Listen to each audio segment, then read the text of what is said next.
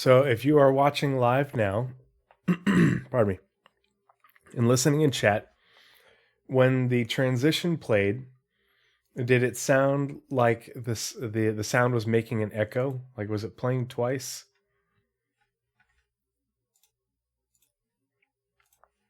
And for some reason, my camera's looking extra green.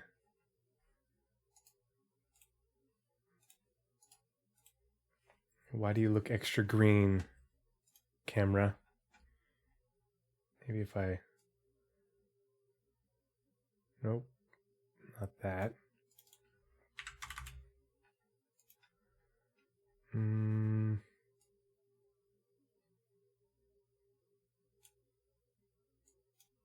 that doesn't do anything.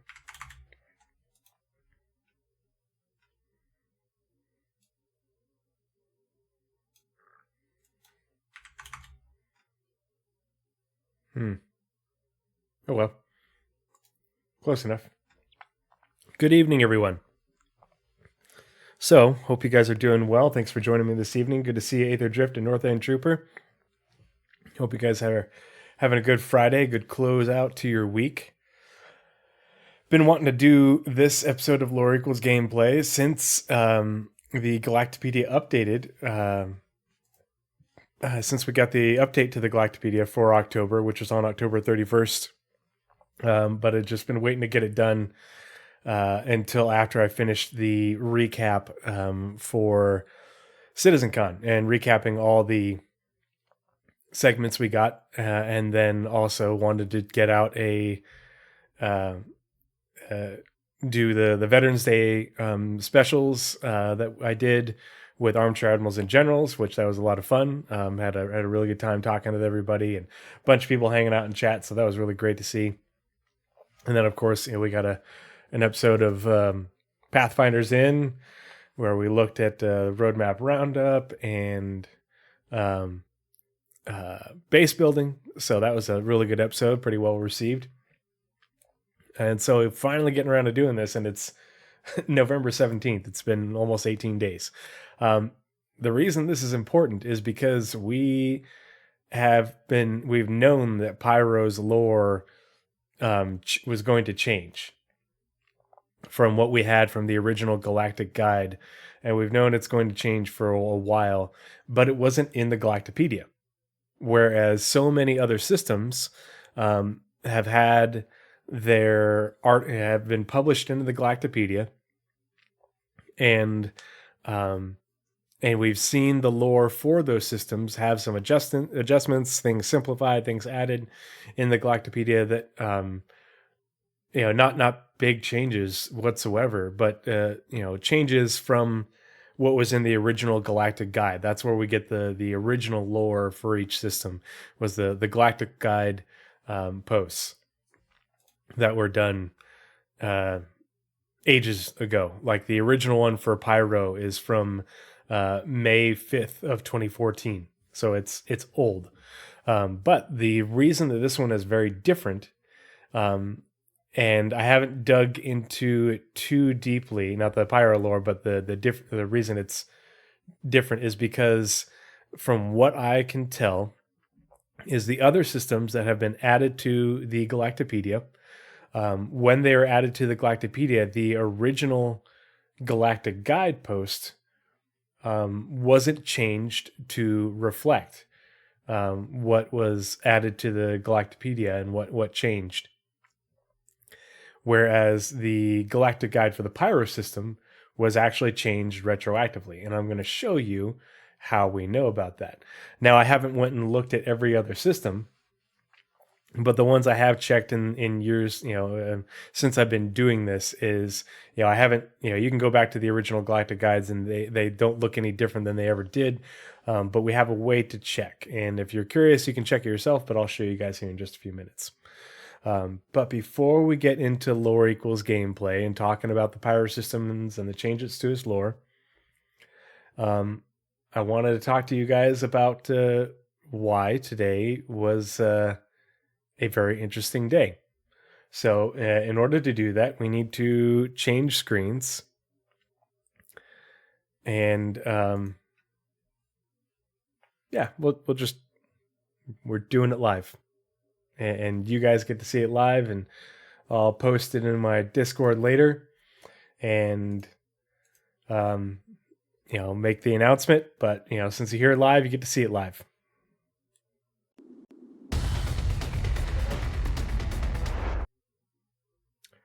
So,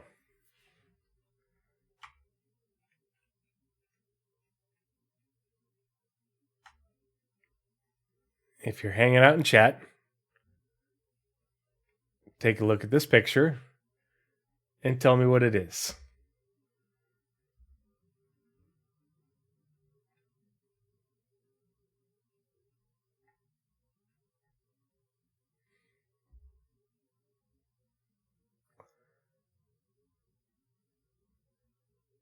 Yeah. So,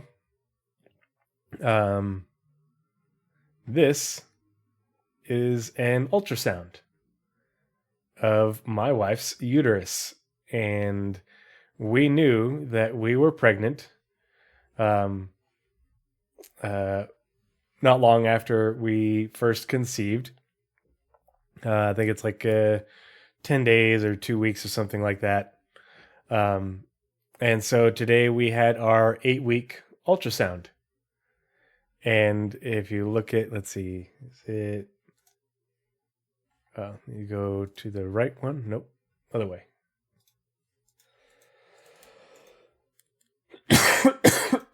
Where'd it go? Why is it not? There we go. So, and so this is image 1, and this is image 2. Yes, North End Trooper, you are correct. It's twins. Mrs. Trio 311 and I are having twins. Yep. So if you've been part of the community and you've been watched the show and hung out with me live and stuff, you've probably seen my son. He likes to come up and hang out and say hi, hop on my lap and looking at the camera and be cute and stuff. And I absolutely love my son. He's my little buddy. I just can't imagine my life without him. And we knew we wanted to have a second kid. And so, we got pregnant, on the second month of trying. And, well, lo and behold, we got extra pregnant. Thanks, North End Trooper. Appreciate it. So, yeah, today we had our ultrasound and, found out we were having twins. All good things. We're surprised, but overjoyed. But the good thing is that both the fetuses are measuring equally in terms of growth, which is a very good indicator.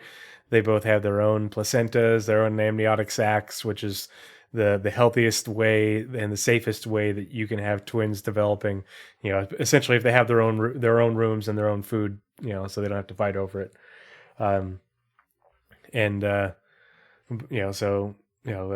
All good things. And twins run in the family on my wife's side.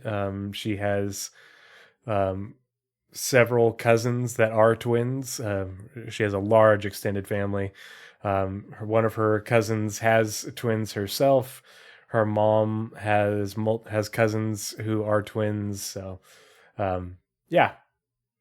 So it does carry with it some risk,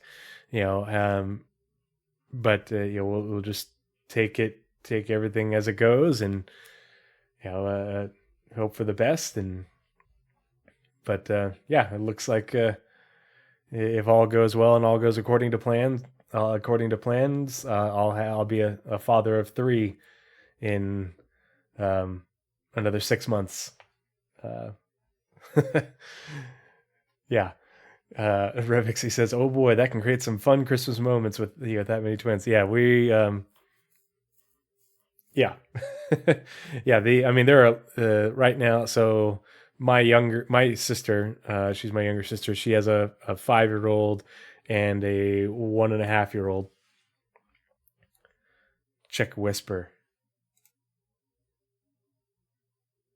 Huh? And my wife's younger sister has a 2.5-year-old. So there's, quite a squad of grandbabies now, between my wife and I and my sister and her sister. So it's pretty exciting times. But yeah, just wanted to share that with you guys because consider you guys friends and a fun thing to talk about in the community. Sorry, I'm finishing my ice cream before it melts.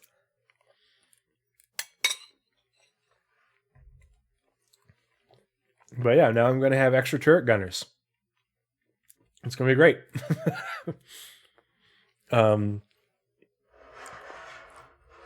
In other news, not related to, actually, we'll change screens. We'll come back to this one. Thank you, Aether Jeff. Really appreciate it. Yeah, I'll keep you guys updated on how things are going.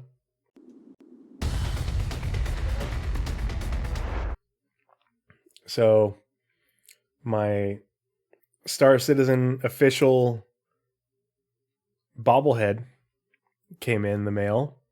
Very excited about that. That's going to go on my bookshelves that are back this way. You can't see, along with some other things that have arrived.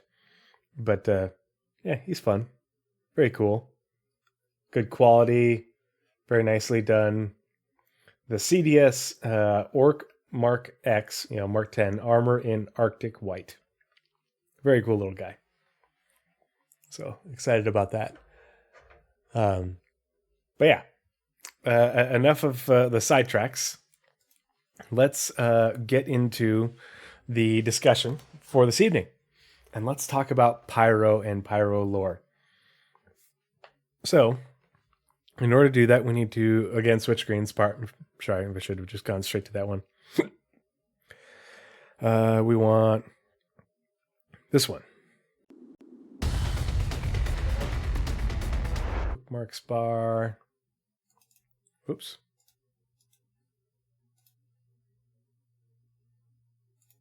There we go. So this is the Galactic Guide for the Pyro system. Published date May 5th, 2014. But this is what it looks like updated now. This is not how the original Galactic Guide for this system was written. I'm going to drop the link in chat. The reason we know this is because when the Galactapedia dropped for October 2023 and had the Pyro system in it with a full-length article on the system and then articles on the planets and the moons and so the stations and gangs and such. I was reading it, I was like, oh yeah, this is very different. And I was like, I wonder if they changed the lore on the original Galactic Guide. And I went back and I read it. I was like, oh yeah, this is way different. And so we have a interesting tool called the Wayback Machine. And sorry, this is white mode, but bear with me, guys. But not everything has a dark mode that I'm aware of. So, but with the Wayback Machine, you can put in a web link like the Pyro Galactic Guide, and it will take you to the calendar, and you can see when there were changes to when they captured when they did captures for that page. Now, obviously, this hasn't been around forever, and so it doesn't go all the way back. But we can click on the oldest one and then the newest one, and get a summary of those changes. So the newest one being November 13th, 2023, and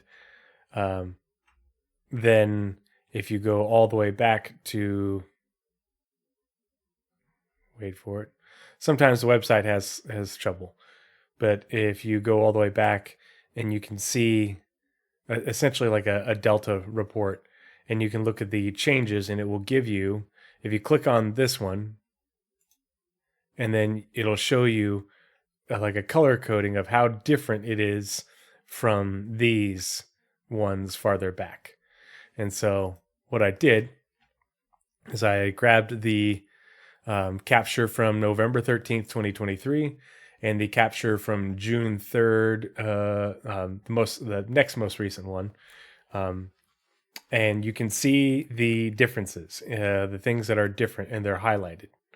And so I thought it would be interesting to go through these and take a look at the original Galactic Guide and look at the differences, or the new Galactic Guide and versus the old one, and look at the differences, and then get into the Galactapedia update. So you can see this first. This is the newer one over here on the left, and the what stuff that's highlighted in yellow is new, is different. Pardon me. I went for a run this afternoon, so I'm a little bit hoarse. Long run. Had to clear my head because I'm going to be a dad of twins. Fuck. So in this first paragraph, we can see that the only thing that changed is instead of saying an otherwise desolate, lifeless star system crippled by a flare star, it just says a system ravaged by a flare star. Otherwise, the rest of the paragraph is the same. But then when we move down into background and discovery, it changes an awful lot. And you can see that it's actually, this segment is a lot longer than the one over here on the right. So the first thing that's different is it says that the Pyro system consists of 6 worlds, no change, that orbit a variable type K main sequence star. And this one says 6 worlds held hostage by a variable type M main sequence star. With unpredictable solar flares. So the unpredictable solar flares part hasn't changed at all, but the type of star it has. And I'm no astrophysicist or anything like that, so I couldn't tell you any difference. You can Google that. The difference between a variable type M and a variable type K. But the next sentence, it goes on. It says this flare star has created strange, the new part, it just says this flare star has, and then the new is created strange environments on each of these planets, and in some cases, stranger life. Curious astrobiologists have examined the plants and animals that survive on the planets in Pyro's fluctuating green band. The old one, it says this flare star has stopped any chance of life developing in the system. But the it says curious astrobiologists even examined the planets in Pyro's fluctuating green band, and thus far found no evidence of indigenous life forms. So those are two big things that changed: the type of the star, and that star type and its flares have created strange environments and strange life on the planets in the green band, strange environments on the planets and strange life on the planets in the green band, versus there being no life at all. And then the last, and have found they possess, and the last part, it says the planets in Pyro's fluctuating green band have found that the plants and animals that survive on the planets in Pyro's fluctuating green band, so that's interesting as the green band fluctuates, and have found that they possess high resistance to radiation and astonishing tolerance to temperature vacillations, so changes. The reason this is important is because we are going to be able to, we know that we're going to be able to have crafting in the game. And so in order to craft things that might have high temperature resistance and high resistance to radiation, it might finding samples of flora, life in Pyro, flora and fauna that have those resistant properties might give you the ingredients you need to make equipment. Your armor, your gear, maybe even things for ships that have those properties that you want. Because science. Sorry, I'm eating ice cream. Bear with me. So yeah, that's the big change. The first big change in the lore for the Pyro system. And it's a very not so subtle hint in terms of crafting in the flora and fauna and the things that you'll be able to collect. Now, the next paragraph talks about the system's discovery. And when it was discovered didn't change. Black Intellect says, chat needs to know what flavor ice cream, though. Cookies and cream. Yeah. Not my favorite. My wife really likes it. It's pretty good. But yeah, I'm treating myself because, having twins. And yeah, butter pecan is good. Butter pecan's a classic. But yeah, I ran 6 miles this afternoon, so I've earned it. So the paragraph goes on. The system was first visited in 2493, 24 years after the first person suspected something was there. So somebody incidentally found what they thought might have been a jump point, but wasn't able to didn't investigate it. In 2469, and that's what we're going to read about here. In 2469, the watch officer of the Roustabout, an Earth-flagged tanker ship moving through the Kano system, noted an anomaly. And they say here noted an anomaly instead of noted a gravitic anomaly.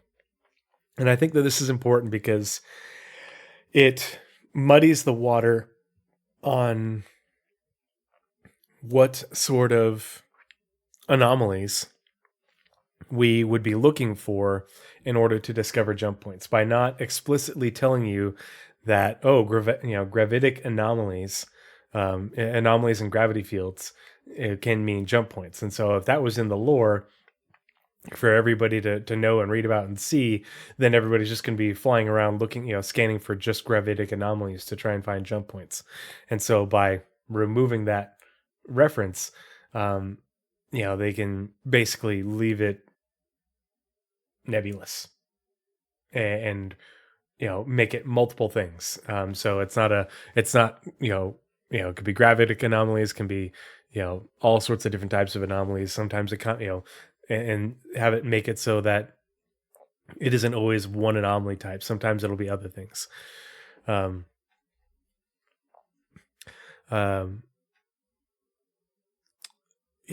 an anomaly 30,000 kilometers off the transport's port bow. A detailed report was sent to the ship's corporate owners and eventual namesake, Pyrotechnic Amalgamated, which we've heard about, but no action was taken. 24 years later, when Pyrotechnic was seeking new mining territories, they began reviewing old scan records when it was noted the original report from the Roustabout. Black Intellect says, I would love to see life in Pyro like the movie Pitch Black that come out when extreme temperatures shift. I would love... Oh, okay. So like you're talking about are you talking about the flora and fauna? See life in Pyro, like how, like in the movie Pitch Black, like how they change and adapt to the environment, like in Pitch Black. Is that what you're talking about? It's been a while since I've seen the movie, but I'm pretty sure I know what you're referencing. So let's see. Pyrotechnic Amalgamated dispatched an exploration ship instead of an explorer to the region that was able to formally discover Pyro. So they say here they dispatched an explorer to the region only to formally discover Pyro and chart its environs. When the crew charted its environs, their survey noted the overall disarray of the planetary system. Black Linux says, yes, in the movie they had creatures that waited till the really hot sun went down to feed it. Oh, okay. Yeah. The flying bat raptor things. That would be really cool, especially like, like if the creatures responded to, like, had some way of knowing that a flare was happening, and so yeah, they're resistant to like the high levels of background radiation, but if the flare's coming, like they can tell and they scurry for cover. And so maybe if you're like watching the flora and fauna, you'll recognize the change before like your scanners do, and that would give you, if you're on the planet, of course, more heads up that something's that a flare's coming. I think that would be really cool. So the new part is, when the crew charted its environs, their survey noted the overall disarray of the planetary system, the effects of the unusual solar activity from the star on their equipment, and the unlikelihood that the company could afford to successfully terraform anything there. Versus the board fiercely debated what to do with their discovery, but ultimately decided to deliver Pyro's coordinates to the United Nations of Earth. So instead, compared to what was said before, this survey simply noted the overall disarray of the planetary system, the difficulty of finding transportable resources, and the unlikelihood of successfully terraforming anything there.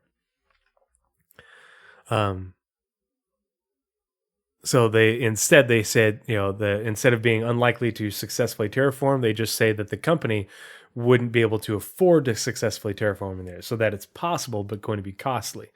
But so instead of doing anything with the system, the board of Pyrotechnic Amalgamated turned the coordinates over to the UNE. Essentially, hey, give us our money. We discovered this, and we're not going to be able to do much, with it.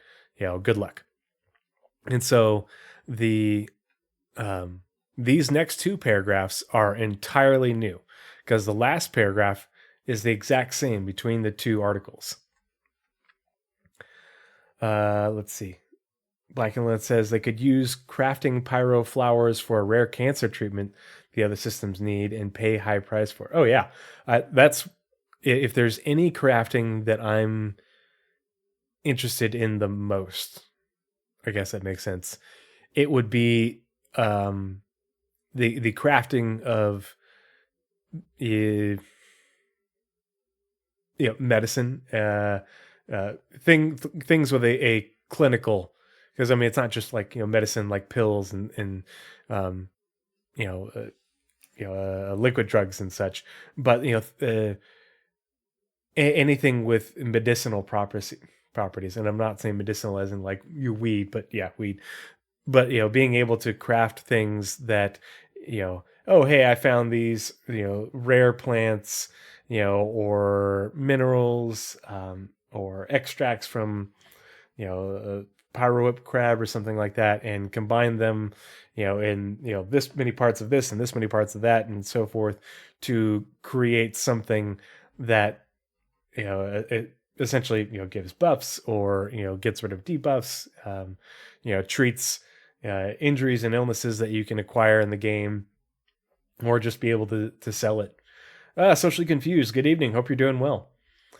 Yeah, that might make the dangers of the pyro gangs worth it. Absolutely. Yeah, giving, especially and not just pyro but other systems like pyro, where there is less competition from other scientific ventures and less scientific exploration having gone on because of the threats. So it makes it more worthwhile for, in terms of reputation gains and making money off of, you're taking the risk to be able to go and get those things and then do the work to produce those resources, I guess. Yeah. So these next two paragraphs are all entirely new. Once the system was in their hands, the UNE, United Nations of Earth, conducted a much more thorough analysis. While some of the findings seemed promising, such as the presence of potentially profitable mineral deposits on Pyro 2, this is something that we had heard about when they talked about Pyro, like in CitizenCon and 2951 and other like. The lore article that talks about the profit of Pyro, we learned that there had been a whole bunch of mining on Pyro 2. Others indicated danger, especially concerning the possible consequences of living under a flare star. The UNE determined that it would sponsor a pilot program measuring the effects of solar flares on humans before officially claiming the system, and opened Pyro up to commercial use in the meantime. If the results of the study proved positive, Pyro would be given the green light for colonization. So they were going to let the UNE, the government at the time, said, we will let corporate interests take their people into Pyro and expose them to the flare star, and we will monitor these people and do research and watch for the results. And if the people get horrific cancer and grow an additional arm and a third eyeball, then we will not open it up to colonization, and we'll let the corpos use their people as guinea pigs. But if everything's okay and we can discover appropriate safety measures and whether there aren't harmful effects, then we will green light the system for colonization. So how very dystopian is this lore? Even well before the UEE, it's pretty scummy. And of course they're like, oh, well, we'll put in controls and there'll be approval processes and we'll tack on a bunch of bureaucracy so that way we can find these corpos for the privilege. Was this run by the Hurstons? Yeah. Wouldn't be surprised if they had been involved, but actually, this is way back when, 2493. But yeah, it is just tried and true scummy government behavior mix, that was probably influenced by scummy corporate behavior. And it's just very reminiscent of so many other sci-fi IPs. Like I've been playing Aliens Dark Descent, and it just totally reminds me of the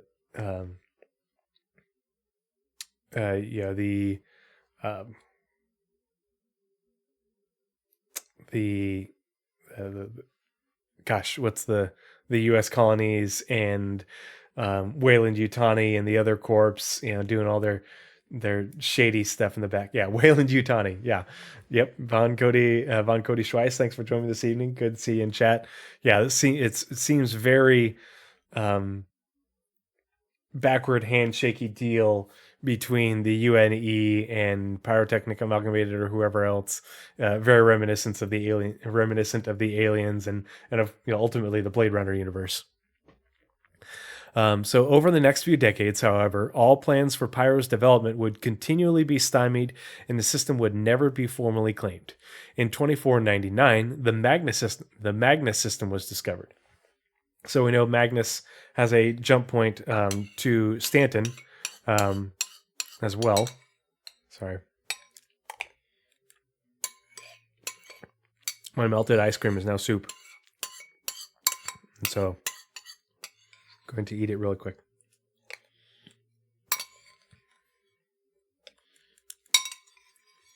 Because I paid for the ice cream. I'm not going to let it go to waste. Melted ice cream is neglected ice cream. I was neglecting my ice cream for you. So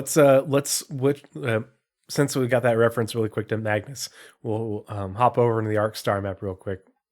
Oh boy, that was really bright. Don't know why that did that. So here's Pyro. Here's Magnus. Here's Stanton. And so there's not a jump point between Pyro and Magnus. There's a jump point between Stanton and Magnus. But there's Magnus is also connected to Terra by a smaller, let's see, that's small. Nope, that's a medium jump point. but by a large jump point to the Ellis system. And so I think what they're talking about is probably the connection to Magnus from the Ellis system. So yeah, in 2499, the Magnus system was discovered, and the UNE suspended the Pyro program in favor of funding the terraformation of Magnus 2, which is Borea, I believe. And that's now the home of Drake, and constructing a vast new shipyard there for the Navy. So prior to the discovery and development of the Killian system, the majority of the shipyards and ship production for the UNE and UPE Navy occurred on Magnus 2, which is Borea. But when they eventually abandoned that system and ship production there, basically Magnus 2 and Borea and the cities on it became a planetary version of Space Detroit, and fell into disrepair and disrepute. Really interesting lore, though, the Magnus system. Very cool. But now Drake is sort of revitalizing it and bringing jobs and economy back there, even though it's, there's risk, there's piracy and gangs and such. But that's where the Drake headquarters, and that's where their ship production is.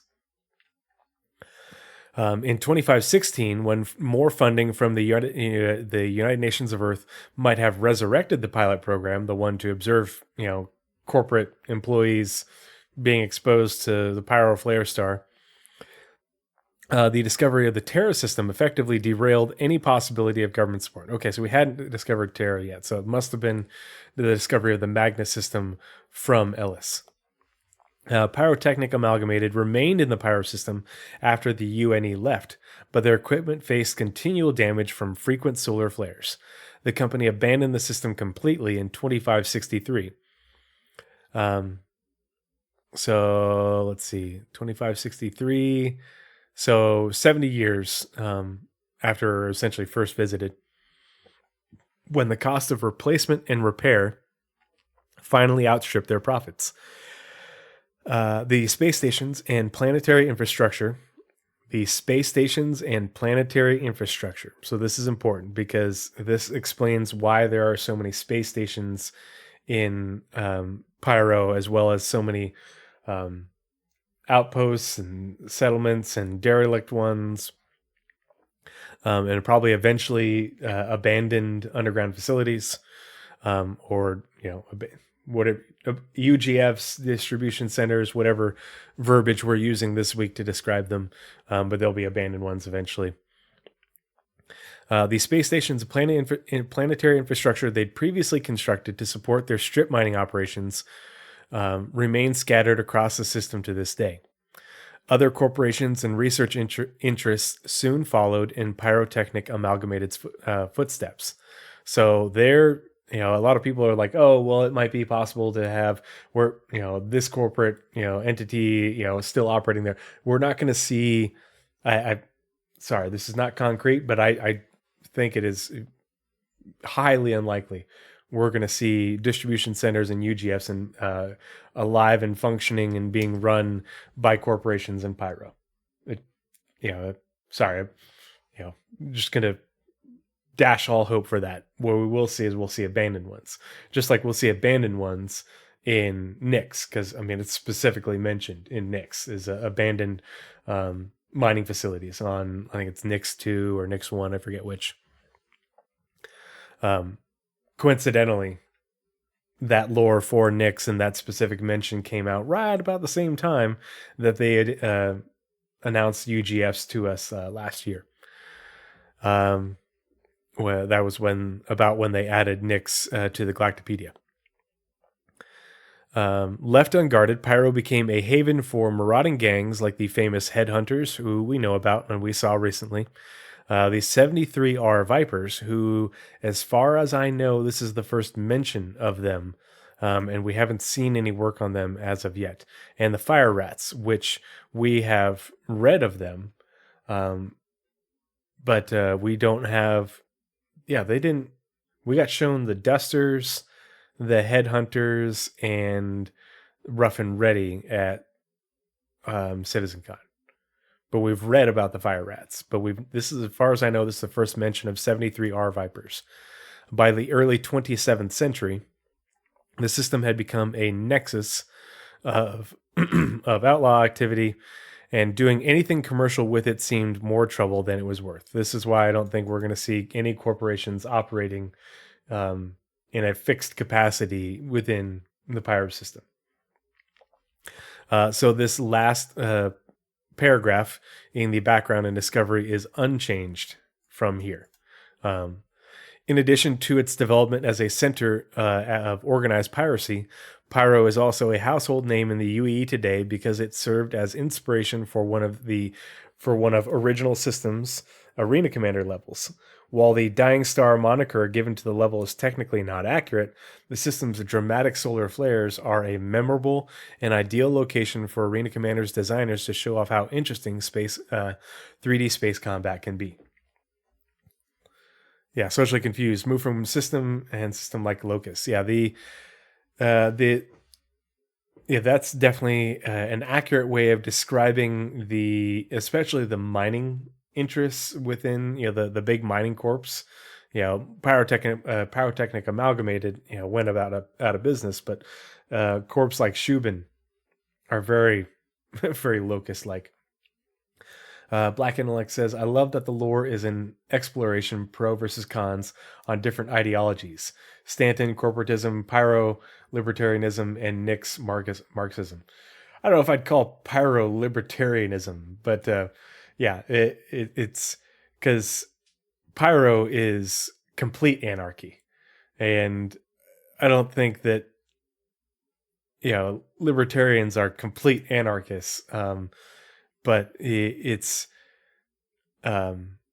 definitely I do love comparing and contrasting the different systems, because it isn't like with, in a coastal Somalia way. Yeah.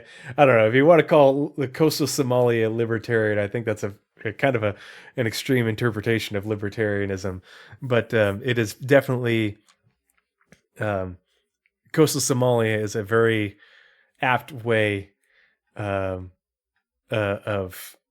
giving a almost real world, or not real, but like current world example of what Pyro is like, and not only Pyro but other places, like Cathcart, with Spider and everything. Null is a really interesting system for me in terms of the piracy that goes on there, and the lack of coherent government structure, anything like that. Because to call Somalia a functioning government would be very generous, especially because much of the country is just straight up lawless. There is a government there, so I don't know, but it's pretty close. I've been there.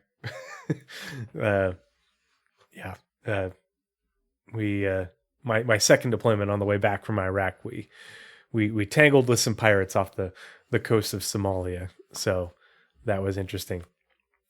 But it's and Black and Lick, you're totally right though, because and that's just 3 examples, and that's why I could read the lore all day long, because there's different strains of those, just even those ones. And you look at Terra, which is sort of like a what would you, almost like a government sponsored exploration of a utopian environment, kind of. The Killian system would be very much a what would be the word for a militaristic, it's a militaristic system, is dominated by the military. Everything there is beholden to the military pretty much, even though it's a UEE system. And I think that's one thing that a lot of people get confused. They think of the UEE as a very as the dominant government, and it is the dominant overarching government, but we forget that each planet is essentially its own nation state. Uh, the von Cody Schweiss. Yeah, the Killian is the military industrial complex on steroids, an entire system, and the UE military is massive. It isn't just in Killian, but that's like the hub of it, and it's an insanely huge system with planets that are solely devoted to the military. We have systems that are very much solely devoted to trade, and not like production like Stanton, where it's big, the corporate factory worlds, but the actual just movement of goods to and from. Your sort of space Singapore, or space the Netherlands, in Amsterdam, and what's the other really big port city there? Rotterdam? Isn't there another one? I'm trying to remember. Black Intellect says it will be good to see how CIG explores how folks create their own laws in lawless places. Yeah. Yep. Antwerp. Yeah. There's a number of really good, not really good, really good analogs for, essentially big trade hubs, and having an entire planet that's devoted to that. Pardon me. X gangs forbidding killing of gang members for families. Yeah, Black Intellect, have you? There was a lore makers community questions where someone asked about gangs in Nyx, and they talked briefly about the Moraine, which is like one of the chief gangs groups, whatever you want to call them, in Nyx that inhabit the asteroid facilities in the Glacium ring. So I'm going to buy you a nebulous towel to cough in. Yeah, I'm just coughing because I ran so far today, and the cold air just makes me super dry. UE is it's kind of like the US in that that's the overarching government. Each state, each planet that has its own nation state with its own governor, but at the same time, it's the states in the US aren't really their own states, even though they kind of loosely are. They don't exercise the same level of autonomy that the planet states in the UEE do, and we don't hear about that much in the lore, but it does exist. And so the UE basically polices the relationships between planets and between systems, and collects the tithes and does all that. But as far as things on the planet other than common law, a lot of there's going to be a lot of differentiation between planets, just like we have differentiation between countries here on Earth. Yeah. It is kind of Roman Empire, but with the nation states being much more autonomous in terms of how they conduct domestic affairs, I think would be the way I describe it. So yeah, let's keep reading. So obviously we can see that Pyro 1 has had a lot of changes. So it used to say Pyro 1 is a charred black rock that is slowly discorporating into Pyrostar with every subsequent solar flare. The space around Pyro 1 is difficult to navigate with anything but the highest quality shields, though some industrious outlaws have attempted to utilize the dangerous flares as makeshift reactors for more complicated refining processes. So that part has gone away, and you used to think that we'd be able to somehow use the proximity to the flares in order to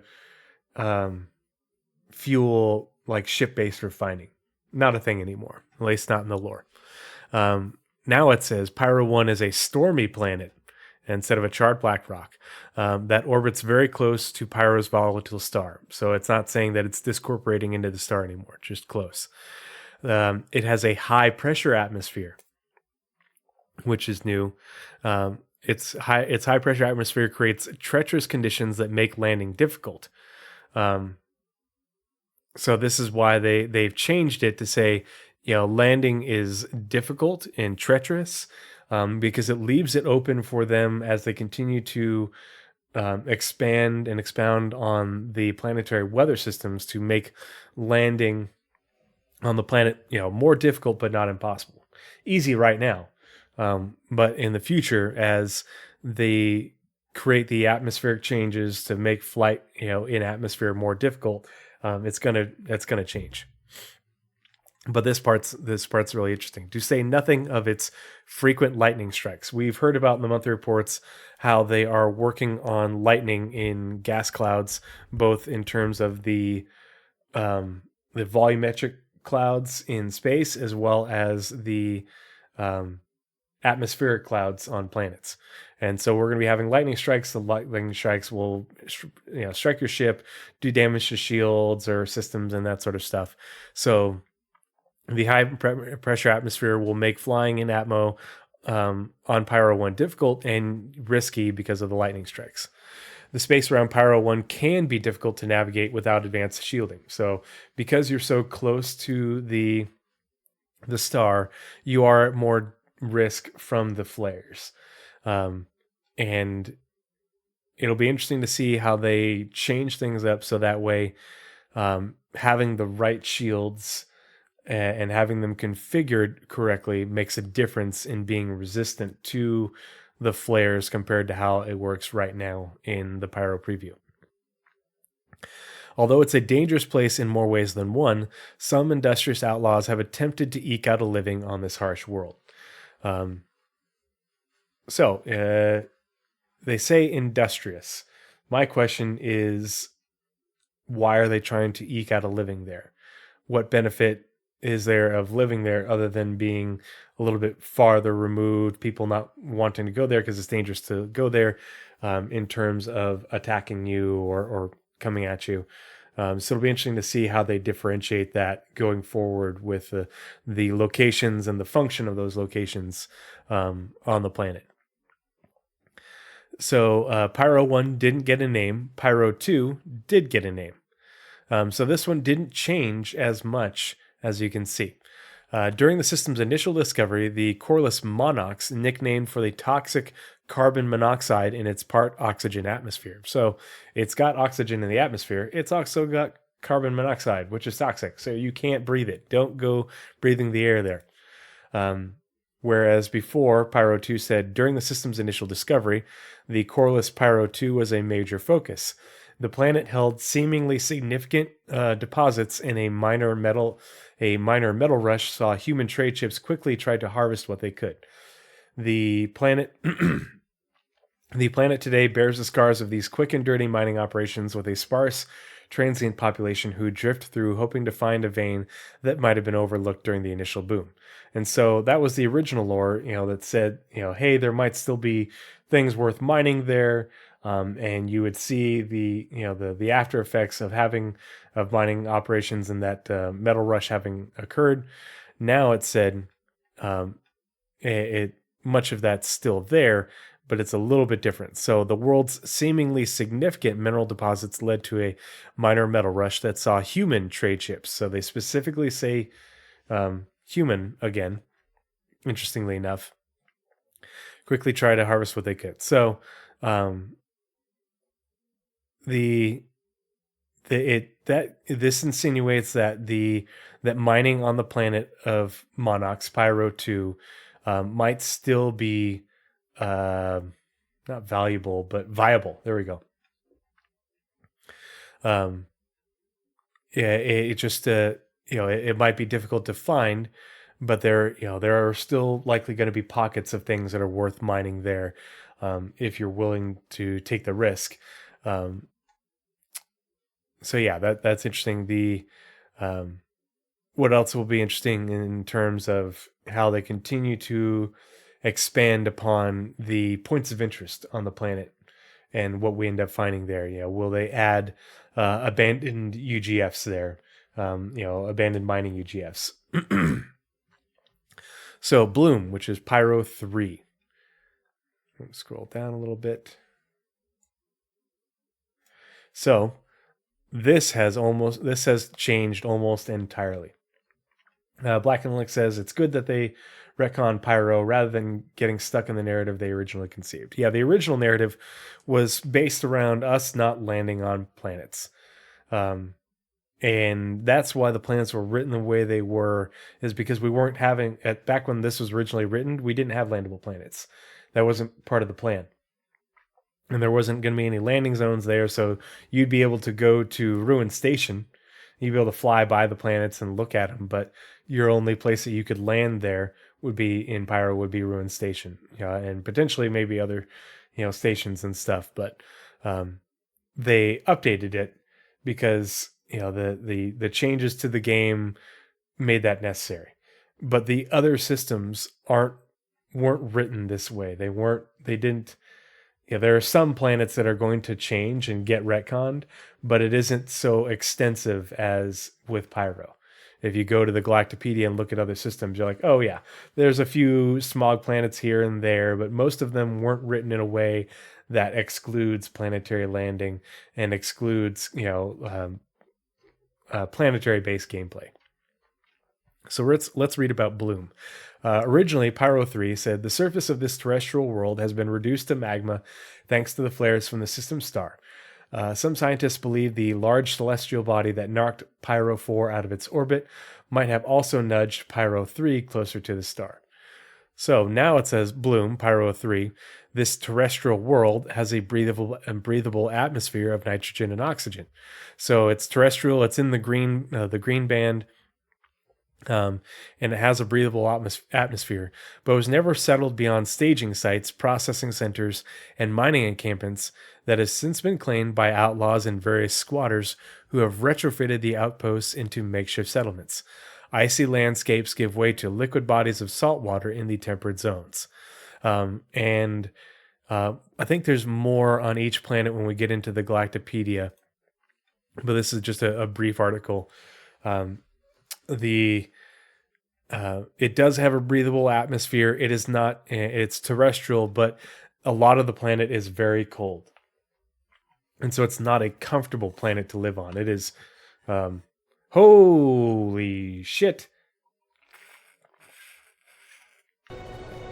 Part of the crew. Oh God.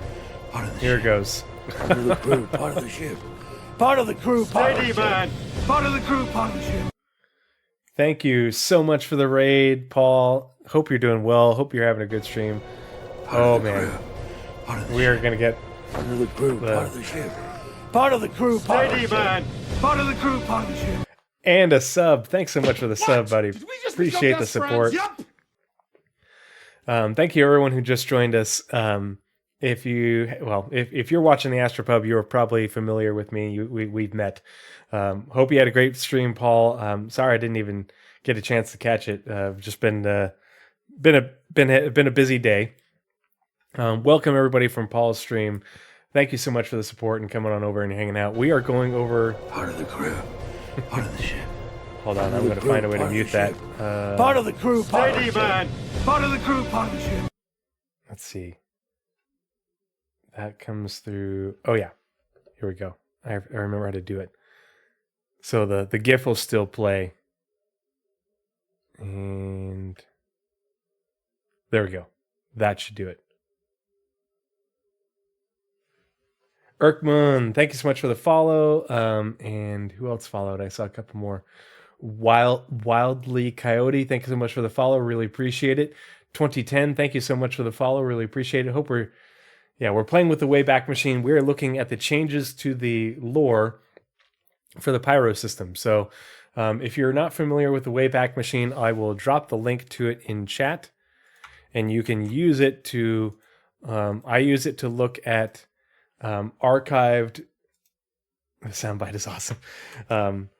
I will turn it back on. I'm a little bit gun shy because the last time I got raided by Soul Citizens, they brought in like 180 people, and there was like 30 follows out of that, and so it just played forever, and I couldn't figure out how to turn it off.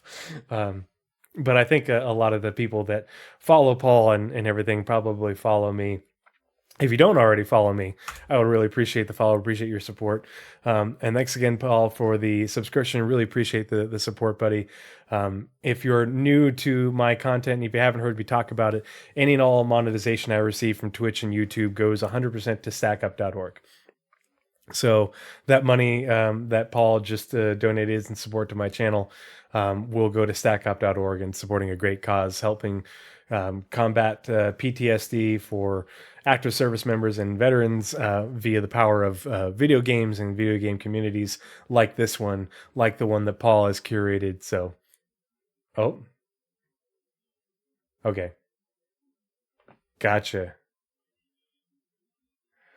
Okay, so it's still playing in my ears. At least you guys get the GIF. But there's a link in chat for the Wayback Machine. And we're using it to look at, do a side-by-side comparison of the original lore for Pyro, which is over on the right. And you can see the changes from what's on the right to what's on the left. So if it's not highlighted, it didn't change. But if it's in blue on the right, it is gone, and it has been replaced by what is in yellow on the left. So if you've heard if you've heard Paul talk about the way the way Pyro was written way back, it went before we had landable planets. This is why the lore has now changed. We've been waiting for this retcon to come out, and it just came out with the Galactapedia update. But there we go. Now I don't have to hear it either. James McIntyre, thanks so much for the follow. Coffee Gaming, thanks so much for the follow. Appreciate you guys. Hope you're doing well. But what makes this interesting is not only did they add Pyro to the Galactapedia in the October update, but they also went back and they updated the original Galactic Guide. So even though it says May 5th, 2014, you can read it. And if you'd read it before, like Paul's read it before, I've read it before, you'll be like, wait a minute, this doesn't look right. This is different. It's because it is. And we can see what changed. Yeah, it is so different. There's some things are very much the same, and other things have changed a lot. So like obviously Pyro 4, Pyro 5, Pyro 3, there's a lot of stuff that changed. Pyro 2 didn't change all that much. Pyro 1 a little bit. Like the background and discovery of the system, added 2 entirely new whole paragraphs, and plus a lot of this first paragraph here. So it is a lot of very interesting changes. It still keeps the theme of the system overall, but trying to think of a good way to describe. Like the theme is there, but like the deadliness, the deadliness of the system to you, like the system environment itself is still dangerous to you, but the overall theme in terms of lawlessness, in terms of being dangerous, lethality, yes, it's still there, but it's not to the point where you can't land on the planets. Pardon me. So it makes for a much more interesting system, both in terms of reading, but also in terms of gameplay. And that's why I wanted to do this lore versus lore equals gameplay segment, because reading these does give us, insight into how gameplay will work, in Pyro, because what we have in the Pyro preview, what we've experienced so far isn't everything. We're still missing some of the planets. They're going to continue to add stuff to Pyro. Obviously, we still have a long ways to go with flora and fauna, which we talked about up here.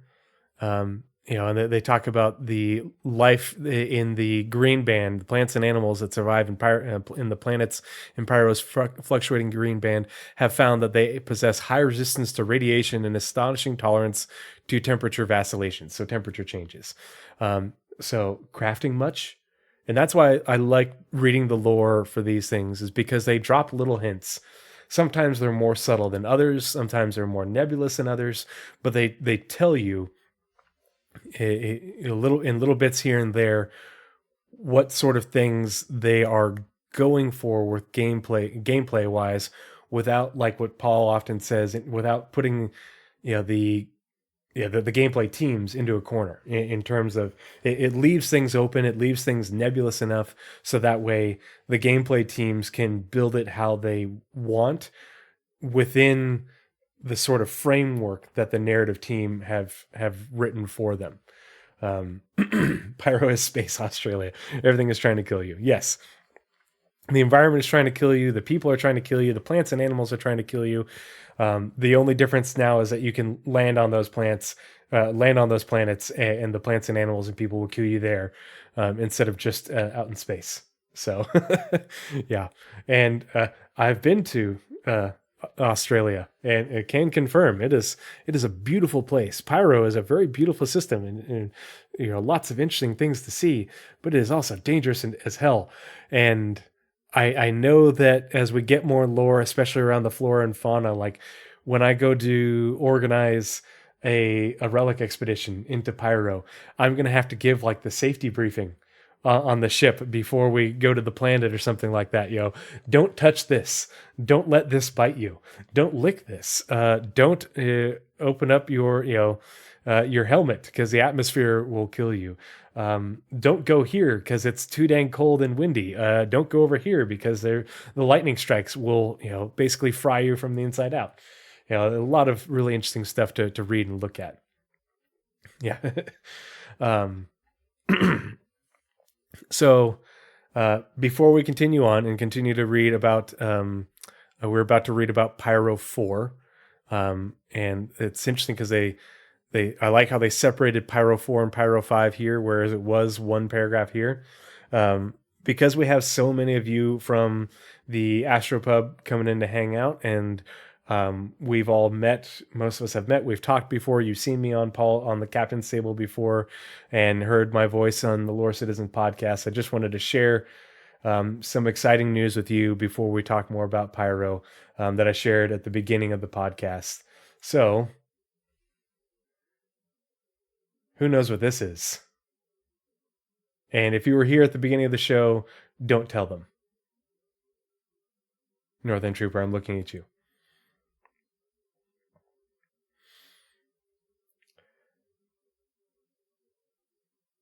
Yep. Clearly a new relic. Yes. So, my wife and I knew we were pregnant. We'd been trying for, we started in August we tried in September, and we tried again in we tried in August and then tried again in September. And check Twitch DMs. Gotcha. Okay. I always forget that I can get DMs on Twitch. But yeah, we got pregnant, and my wife and I had our 8-week ultrasound today. We started what? Writing letters to the storks. Have you seen that movie? Yeah, the storks are real, man. So we successfully got pregnant on the second try, and at the end of September. Yeah, I think it was the end of September. Yeah, that's right. And so we had our 8-week appointment today. Thank you, Dux Magnus. Thank you, everyone, for the congratulations. Really appreciate it. We had our 8-week ultrasound today, and my wife is a nurse practitioner. She's a former flight nurse. I'm a flight paramedic. We're both very familiar with the use of ultrasound clinically, and familiar with human anatomy. And so as soon as the probe went up there, we both saw it and we both gasped, and I was like, wait a minute. Because at first I thought she was like doing split screen for some reason. And I was like, no, and then she essentially, the ultrasound tech tried to be sneaky and alt tab to a different screen to put in how many fetuses there were. But yeah, we are having twins now. And, so yeah, we're 8 weeks pregnant. We're 8 weeks pregnant with twins. They're what's called die for short, which means that each one has their own amniotic sac and their own placenta, which is like the healthiest and safest way for twins to develop. They're measuring at one's 8 weeks and one's 8 weeks and 2 days. So they're basically even in size. And so we're just ecstatic and over the moon excited. Yeah, most likely fraternal twins. Not guaranteed. It's like a 70-30. Most likely that they're fraternal. Yeah, what ships do they have? They have access to my ships. I'm just, I'm stoked to be getting not just one more turret gunner, but two. So, and we already have a son. He turns 2 in a couple of weeks. And so instead of having 2 kids, we're having 3 now. I nearly passed out. I had to lie down on the floor. My knees were weak, palms were sweaty, mom's spaghetti, all that. Got nauseous. Yeah, the whole shebang. So yeah, I'm looking forward to. If you've watched my shows before, come on during the podcast or anything like that, or when I'm streaming. Oftentimes, my son will come up, before bed. Because I start around 8 o'clock, and he'll come up, when I'm getting prepped, and he'll come up, and if we start early, he'll come up and say hi and hop on. I'll show him on screen. He'll wave, and he's very friendly, and so it'll be really interesting to have a whole lot, a couple more, little relic hunters added to the posse. So yeah. Appreciate the support, everybody. Thanks for dropping by. I hope everybody's doing great. But yes, my wife and I and all our family are super excited, and so I wanted to share the good news with you guys too. Yeah, hopefully they have the same. Oh gosh, my son is a great sleeper. He's an amazing sleeper, and so grab them some. Yeah, I'm investing in this for you now. You'll thank me in in 8 to 10 years or whatever. Yeah. We won't know whether we're having what exact configuration we're having until we do the ultrasound test at 20 weeks in February. We'll be doing genetic testing in 2 weeks, and that'll tell us if there is a Y chromosome or not. If there's a Y chromosome, we know that there's at least 1 boy, potentially 2. If there's not a Y chromosome, then we know that we have 2 girls. Yeah, so household size just went from 3 to 5. Yep. Yeah, it's going to get a little crowded. We were already looking at potentially getting a bigger house, and now we're looking a little bit harder. But yeah, so, but yeah, thanks for the support. Thanks for the love, guys. Really appreciate you guys coming by and saying hi and being able to share that with all of you guys, because I think of the Astropub community as an extended family along with my own. So yeah, fun stuff. So yeah. And if you haven't watched a lore equals gameplay segment before, I do these at least, usually once a month for the Galactapedia update. And then if the lore team drops anything new, I usually cover that as well. I'll probably do another one next week for the new post that just came out for Jerry, First Contact with a Banu. But if you see my background here behind me, I had this created by Galactapedia, who is one of the artists, if I remember correctly, who has done art for Paul for the Quantum Stellar ship waifus and husbandos. But Galactapedia did this for me, and I have large versions of these prints, not large versions, but like bigger definition. But basically I have this made, and so we've got the original lore citizens themselves. We've got Jael, Algrid, and then, of course, the ringleader, Paul, all looking very distinguished in their university collegiate regalia, as if we are in the library at a university in the Retor system. And so we're sort of role-playing like we've gotten the most recent update to the Galactapedia from the Ark itself, in the TAAC system, and I'm role playing like I'm like a second year at some university in the Retor system. So let's read about Pyro 4. So Pyro 4, which doesn't have a name. So we got Monox for Pyro 2 and Bloom for Pyro 3. Pyro 4 does not have its own name. So Pyro 4, the original article for Pyro 4 and 5 was combined, and it said the combination of Pyro 4, a rocky Mercury-like protoplanet, and Pyro 5, a massive yellow and green gas giant, is one of the more striking stellar landscapes yet discovered in known space. Arguably a single entity now, Pyro 4 and 5 are the result of a massive meteor strike which altered the orbit of the former into the latter. Pyro 5 now appears to be subsuming Pyro 4 in slow motion, a visual difficult to top anywhere else in the galaxy. So now it says for Pyro 4, we have essentially two separate paragraphs for the two. So now it says Pyro 4 is a planet with a warped landscape that is dotted with water and ammonia lakes. Astronomers theorize that before humans discovered the Pyro system, Pyro 4 suffered a collision with a planet-sized mass that knocked it into the orbit of the gas giant Pyro 5.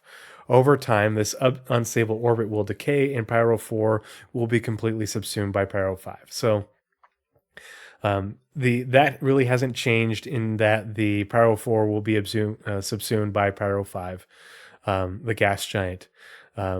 But they did give us a little bit more about the landscape for Pyro 4. So water and ammonia lakes, and a warped landscape, whatever that really means. And we only had, I don't think anyone was able to land on Pyro 4 because we couldn't quantum out to Pyro 5.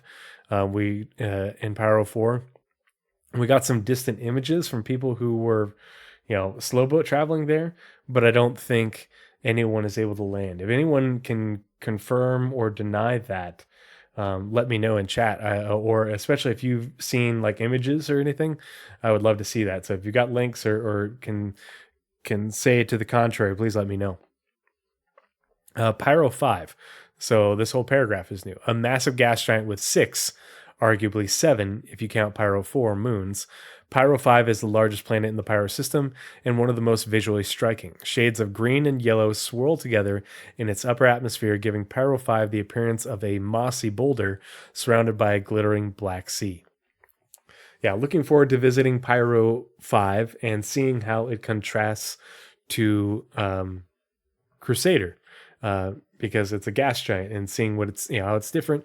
I'm also very interested in seeing the differences in the composition of the gases, because we will eventually be able to harvest gases from gas giants for the creation, refinement into fuels. So that'll be interesting to see how that ends up working. But it's pretty cool that Pyro 5 has 6 moons plus Pyro 4, which is like a protoplanet. And so it doesn't tell us about the moons in this galactic guide, but the moons are in the Galactapedia. So we'll look at those in a little bit.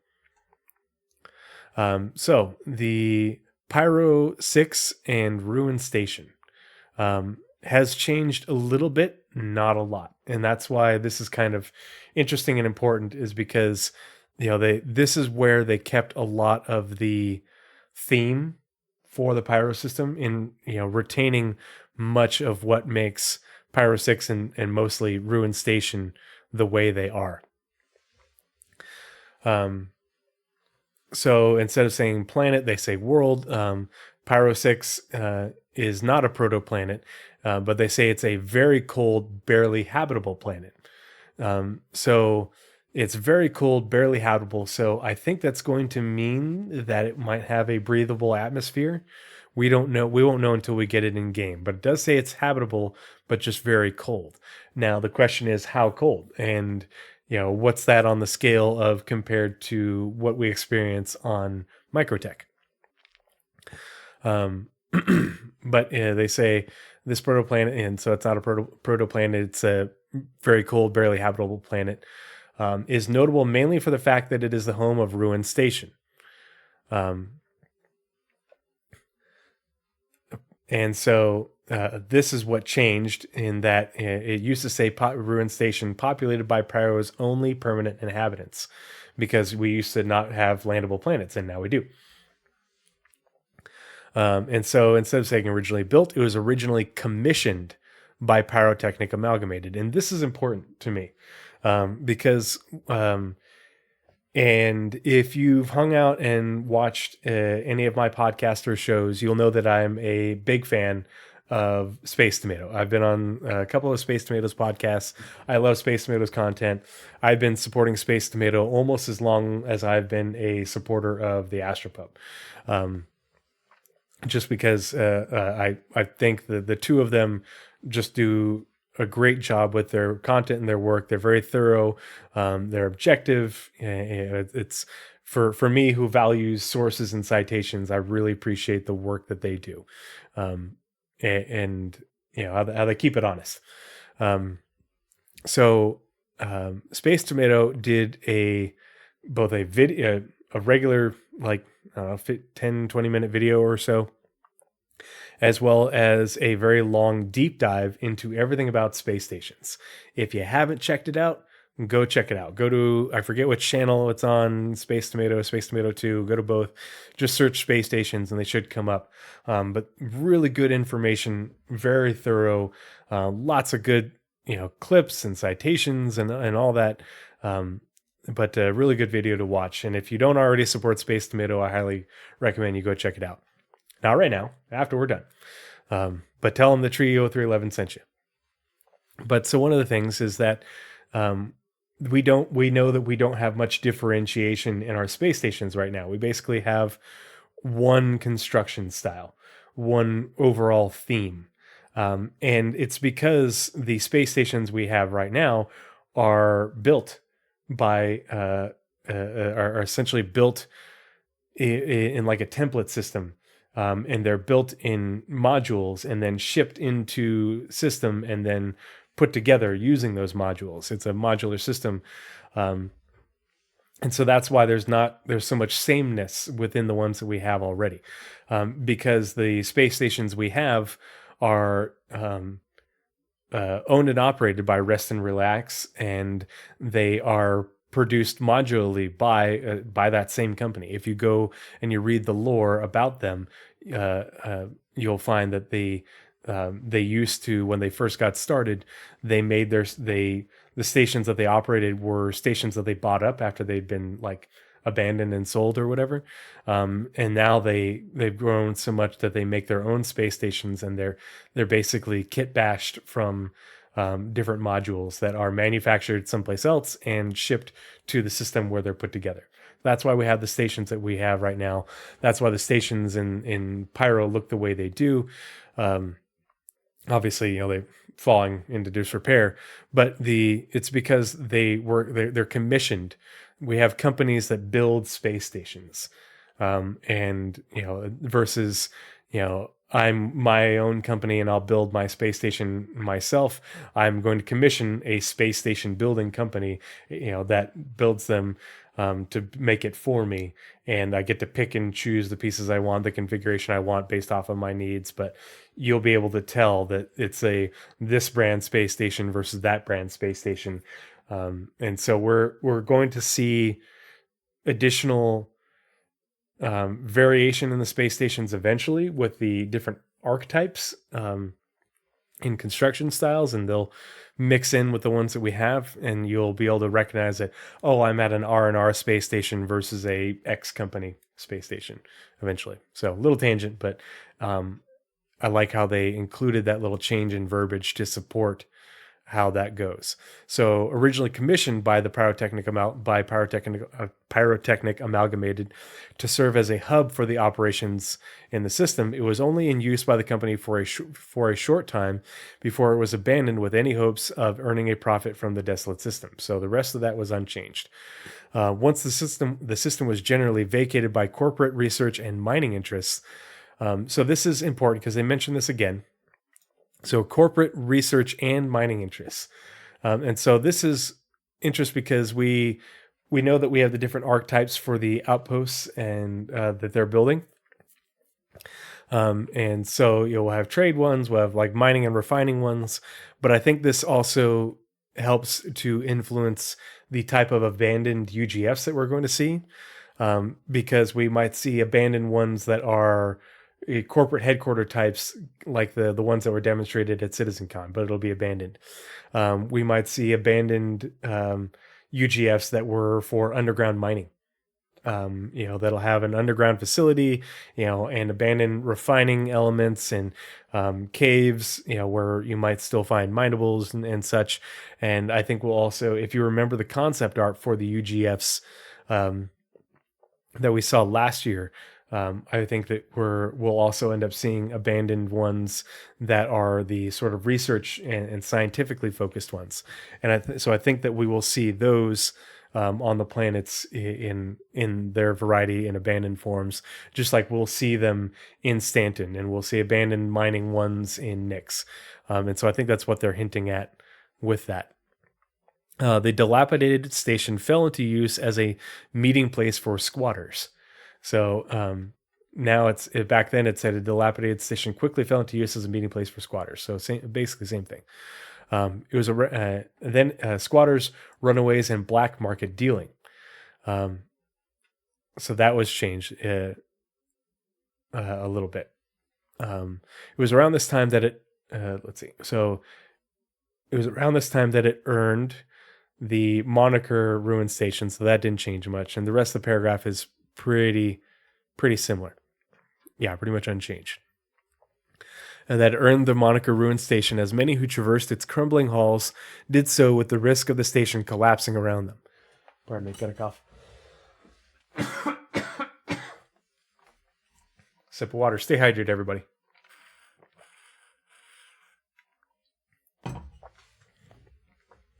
Yet, despite the dangers, the hideaway's popularity grew. It was only a matter of time until it followed the same path as Spider. Spider being the sort of collection of derelict ship hulls in the Cathcart system that are made into like a pirate station, a space Tortuga. With outlaws gradually adding to the station's infrastructure and developing a unique subculture. I cannot wait to explore Ruin Station. I think Ruin Station is going to be similar to what we got with oh gosh, I'm trying to remember the names for the stations. There are so many here. Like Checkmate is one, and what's the other? There's Checkpoint or Checkmate, and I'm brain farting on the names of the stations from the Pyro preview. Anyway, I think that we're going to see some differentiation to make Ruin look unique. Patch City. Yeah, Patch City was one, and there was a third one.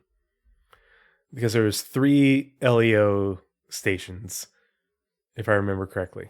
Low Earth orbit. However, where Spider... pardon me. However, where Spider's culture centers around honor among thieves, Pyro is based more around whoever has the most guns wins. So that hasn't changed. Obituary. Is it Orbituary or is it Obituary? Orbit versus Obit? Starlight something, yeah. Make no mistake, Ruin Station is not suitable for tourism, regular trade, or even experienced bounty hunters seeking the thrill of combat. The outlaws that do crew the station are notorious for their use of violence. Pardon me. Oh gosh. Recently released advocacy reports, again unchanged. So they originally just called it the originally recent released advocacy reports list Xenothreat as the current pack and control of the station, but this may change at a moment's notice. Now they call it the advocacy reports the extremist group Xenothreat, but otherwise the same. Yeah, play on words. It could be. Yeah, I mean it's that's a dad joke if I ever heard one. A highlight of Pyro's dimly lit halls is Corner 4, a sequence of former research labs converted into drug factories and no questions asked medical treatment facilities. I can't wait to see this.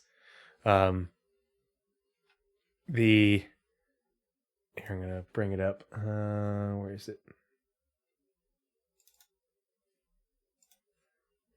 So this is original concept art. Go away, little thing. From when they did the Grimhex clinic.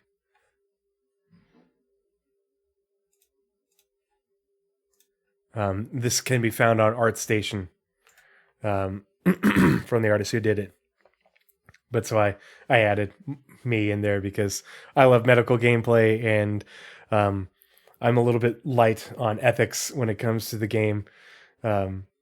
And so, I don't want organs to go to waste. If a ne'er-do-well or a rapscallion meets with too many projectiles, just going to make sure that what organs are still intact go to someone who needs them. You use the whole animal. Pay homage to the Native Americans. But I'm looking forward to seeing the Ruin Station equivalent of this. Blizzard says, "What if you have questions? Questions about what? Light on ethics and in need of kidneys for science, of course. Yes, medical gameplay is the best gameplay, and it's only going to get better. I'm much excited. So yeah, the lore equals gameplay right here. So former research labs converted into drug factories and no questions asked medical treatment facilities. If you don't think that there is going to be, sorry, if you don't think, I think that we are going to have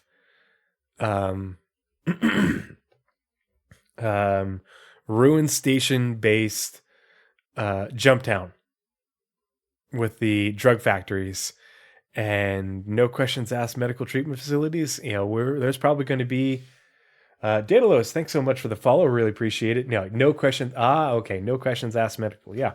Don't ask questions because you don't want to know the answer. You can ask all the questions you want. I'm just going to hit you with the night juice and not answer them. So, but yeah, the no questions asked medical facilities will be, this is where you're going to have your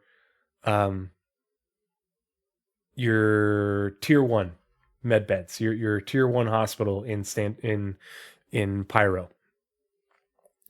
Because even though Xenothreat controls the station, it's no questions asked medical facilities. I think that you'll still be able to spawn there if you're not friendly with Xenothreat. I think you'll still be able to regenerate there, as well as go there. Find you might have to, pardon me, get creative in how you get in. But I don't think it's that. I mean, gameplay like organ smuggling, 100%. If we don't get organ smuggling coming out of the no questions asked medical treatment facilities on Ruin Station and taking them to the clinics on the other stations or to the clinic on Grimhex, I'm gonna riot and fling poo. Because that's the gameplay I want for my smuggling character. When I'm not doing medical gameplay and acquiring those organs from, less than willing donors, I want to be able to smuggle those organs and, have to keep them cool enough so that they don't get too bad. Yeah, it should still be fine. It's supposed to smell like that. It's fine. Yeah. Let's go and just throw that in there. You'll be good. We'll just give you some antibiotics. You'll be fine. Yeah, if you some drugs to kickstart that liver and you'll be right as rain, good as new. But yeah, so that's what I'm interested in about. Let's see. Where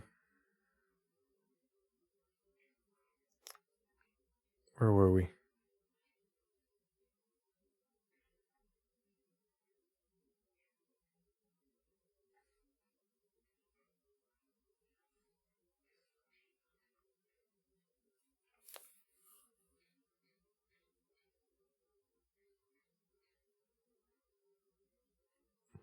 Where did we just read that? I just totally lost my place.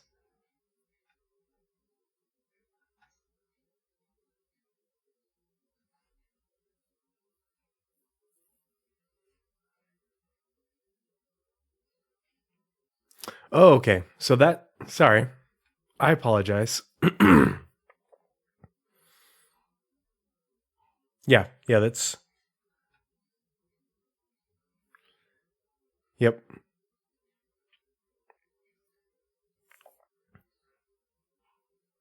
Oh, yeah. So, this part has changed. So neutrality, the station's requisite dive bar, is the only arguably safe place on the station.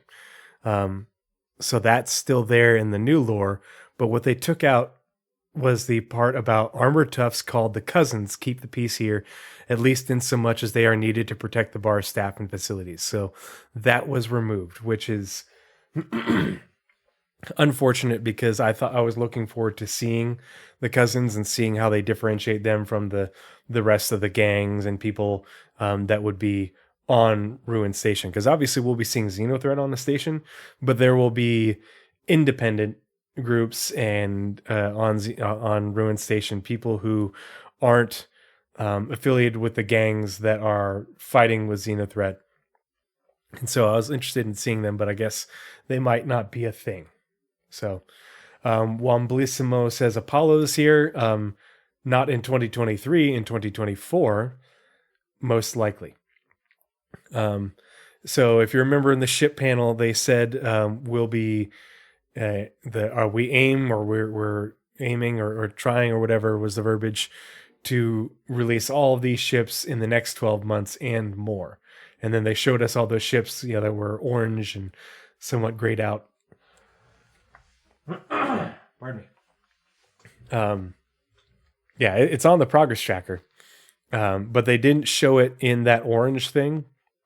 But they did say these ships and more. So hopefully it will continue in production, and not that they got started and they'll shelve it again. But we'll just have to wait and see. Yeah, you can bet the Hersons will pay top dollar for the Pyro organs. Yeah, because otherwise, how do they keep their not-for-profit healthcare system going without cheap organs? Yeah. So, travel warning. So it used to say any improperly shielded spacecraft will sustain residual damage if Pyro's star flares during transit through the system. Now it says spacecraft traversing the system should be mindful of Pyro's solar flares, as they are particularly hazardous and have the potential to disrupt travel. So, instead of saying properly shielded, etc., the narrative team left it wide open for the gameplay teams to change, to build it how they want in terms of gameplay functionality, how the flares will impact our ships. So what we have in game right now is probably placeholder and will definitely continue to change and evolve. So, and when I say right now, in the Pyro preview channel. So just keep that in mind. Heard in the Wind. The traditional space shanty is no longer in the lore for Pyro, but it is kind of cool. It says, yo ho ho, there's a place I know. The slam's all clean and the winches glow. Yo ho ho, a ruin I'll go. Mark my jump off to Pyro. Traditional space shanty. But the rest is pretty much there with additions. So the part from Conrad Hessler is still there. If there are any doubts to humanity's ability to survive in adverse conditions, one only needs to look at the inhabitants of Pyro to understand that our species' adaptability is quite remarkable. Conrad Hessler, Struggling to Survive, the Human Story. Let's see, that's 2812 May 11th, right? Yeah, year, month, day. What was added at the very end, and this is interesting, I guess this is all new, but it expands upon lore that we've gotten recently. Pyro's potential has long been wasted on those who haven't done anything to deserve it. It's high time we retake it, not for ourselves, but for everyone who has ever dared to dream of a better, safer future. Madge Hartford, Minutes of a Citizens for Pyro meeting, 2953, March 13th. You hear about this group, what do they call themselves? People for Pyro? Seem to think they're going to swipe the system out from under the people who have been squatting there for centuries. You scumbags listening right now better promise to send up a comm when they finally show, because I'm dying to watch them try. Unauthorized signal captured in the Nix system on 2953 September 17th at 03:44:19 Earth Standard Time. So this to me hints at a in-game event in the Pyro system, and not just and not just missions, for and against citizens for Pyro, but I think that this is signaling at an in-game event that they are building for Pyro that we will see with the release of Pyro in 4.0. What that event will be, don't know exactly, can say, but I think it's definitely going to be pitting citizens for Pyro against, one or more factions. How it'll play out for us, the players, I don't know, but I think that this is hinting towards something like that. So that is it for the Galactic Guide for the Pyro system. And again, if you want to check this out for yourself, you can go to the Wayback Machine. I'll put the link in chat. And you can use this for any web page on the, explore more than 861 billion web pages saved over time. Well, it's over several years. They haven't been around forever. But you can just put in the link and it will show you when that page has been archived and when it's been updated and changed. And you can take the link for the, not the Galactapedia, sorry, the Galactic Guide that was originally published May 5th, 2014 for Pyro. And you can put it in the search bar, and then you can look at the calendar and see all the times it's been updated, and you can look at the changes and compare them. But the link right there takes you to the new and improved Galactic Guide for the Pyro system. So let's look at the Galactapedia update and look at the articles in here. And while we're doing that, we'll get into the Pyro system on the Ark Starmap and take a look at that. Obviously, it's not going to match what we have in the Pyro preview. There's some differences, there's some similarities. But to remind everyone, the sizes of different systems in the star map have changed. Not a lot of them, but a good number of them have changed, and probably about 15 or so have changed a good amount in terms of their sizes. Pyro used to be 17. It is now 13 AU. But another one that changed was Nix, which used to be 39 and is now 11. So let's get into the Pyro system. And they did update. So this is interesting because they did update the star map for Pyro, as well as the jump points, which is really interesting because I'll have to see if I still have the image for it. But these jump points didn't used to be this far afield. So this is very interesting. But they did update the star map. And this is great because it lets us know that they still care about the star map. They're still updating. They still have the means to update it. This reinforces that they do have the ability to update it, and they have made changes over the years. But you can see, here's the jump point to Stanton. Here's the jump point to Castra. Here's the jump point to Nix. You can see how far out they are from each other. That they're all pretty far out system, other than the Pyro to Terra jump point. It looks like. But you can also see that some of the planets have erratic orbits. They're not on a flat ecliptic plane. The ecliptic's right there, and you can see that some of them are differentiated off the ecliptic, but the jump points are all off the ecliptic. So that increases the distances. It isn't just a straight line from here to here. It's you're going here, you're going this way and down. So that's very interesting. So let's get into the full-length article for the Pyro system. Let's see. yeah, we'll go ahead and read it because there are some things. We'll skip around a little bit. The Pyro system is an unclaimed planetary system that consists of a K-type flare star, 5 terrestrial planets, and a gas giant.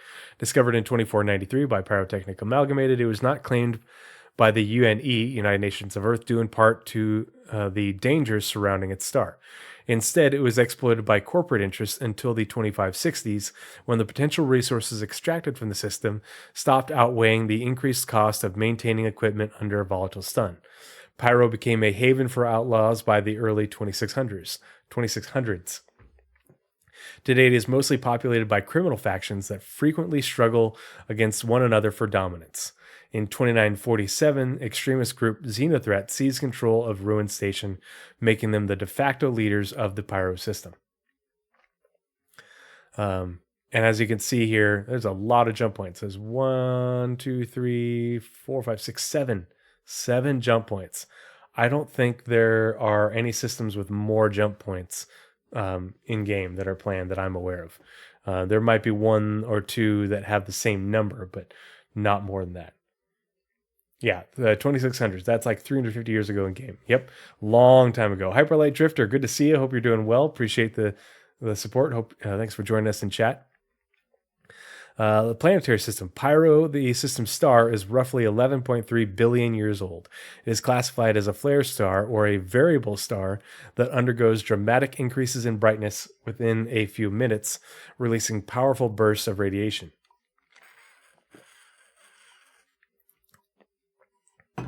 The closest planetary body to it is Pyro 1, a terrestrial planet with a dense atmosphere and a silicate crust. Dense atmosphere, that's why we read about the high atmospheric pressure on the Galactic Guide. One of the terrestrial planets, Bloom, Pyro 3, is the only one with naturally habitable conditions. So Pyro is to be a serious traffic thoroughfare then. I wouldn't call it a serious traffic thoroughfare just because the only people that are going to be going through Pyro are criminals or people... Take it easy, One Blissimo. Thanks for coming by. Thanks for hanging out. Appreciate the support. Hope to see you again soon. And people who are wanting to take a shortcut, going through Pyro to somewhere else. But as you can see by the Ark Starmap, in order to get from one place to another, you can bet that there will be pirates preying on these space lanes. Especially if you have to cross from, actually, we'll do that in a second. In lore, there is the Stanton to Castra run, and the route from Stanton to Castra is shorter if you go through Pyro, and it used to be shorter if you went from Stanton to Nyx. Or Stanton from Stanton to Pyro, Pyro to Nyx, Nyx to Castra versus going straight to Castra this way. But we'll see if that remains. And because we have the route system, we'll check that in a few minutes. So Bloom is the only one with the naturally habitable conditions. Monox, Pyro 2, has enough enough oxygen in its atmosphere to allow a person to breathe without protective equipment for only a short time before deadly health consequences set in. So it's just like here on Earth. If you are breathing in an atmosphere with carbon monoxide, it'll kill you very soon. So you can only go without air on Monox for a short period of time, and you'll probably have to deal with the health effects afterwards. Like your oxygen levels will be depleted. You'll have low stamina.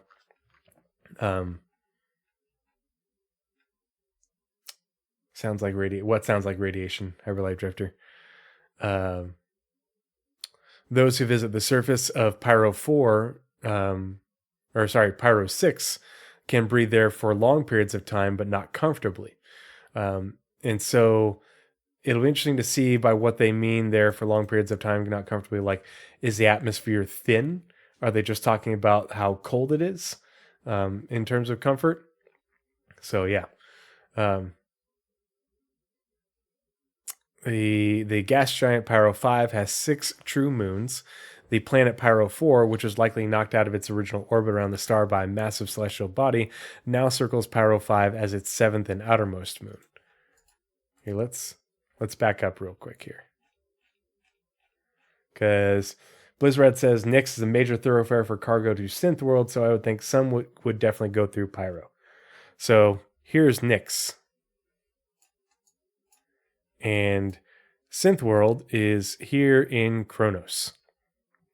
So Nyx has large jump points. Let's see. So has a medium jump point to Pyro, but it has large jump points coming from Castra and Bremen, and then going to Odin, and then from Odin to Kellogg, and then Kronos.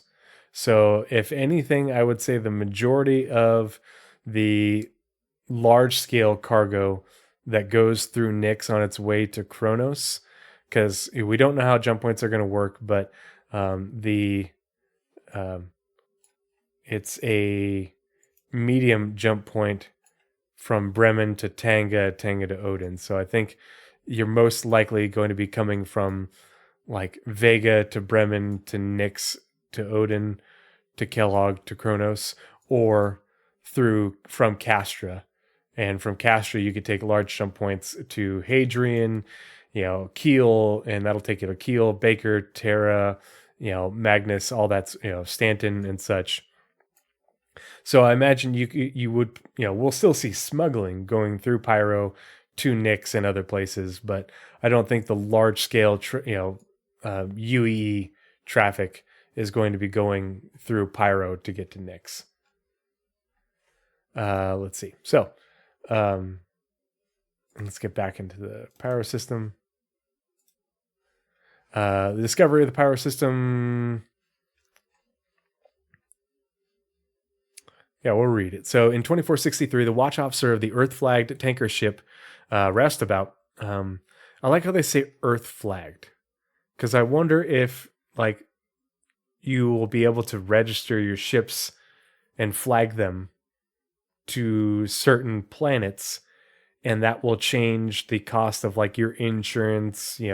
Are we going to have to pay registration as a money sink in game? Interesting thought. Raj McEwen detected a strange signal in the Kano system. So Kano, zooming out,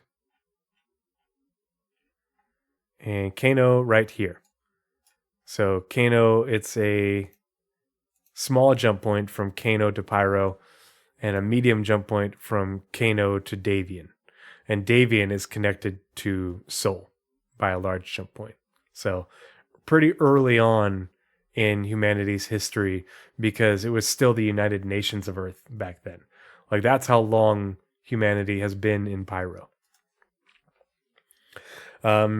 Let's see. He conducted an analysis and compiled his findings into a detailed report, which he sent to the owners of the ship, Pyrotechnic Amalgamated. The board of directors chose to take no action at that time. In 2493, CEO Cecile Uchiha ordered that legacy flight records be reassessed to factor in advances in jump point detection technology. McEwen's original report was found during this review, and the company dispatched an exploration ship to the region. After careful investigation, they discovered a jump point at McEwen's coordinates and entered it to find what would later be named the Pyro system on the other side. History. Pyrotechnic Amalgamated celebrated the discovery until surveys revealed the existence of the flare star. Pardon me. Although scans of Pyro 2 had found valuable mineral deposits,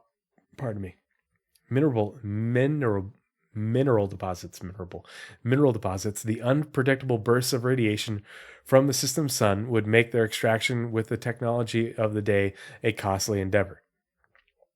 The company made the decision to report the discovery to the UNE, planning to...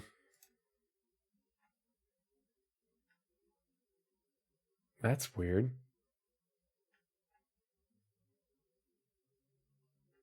I wonder if it's just a delay.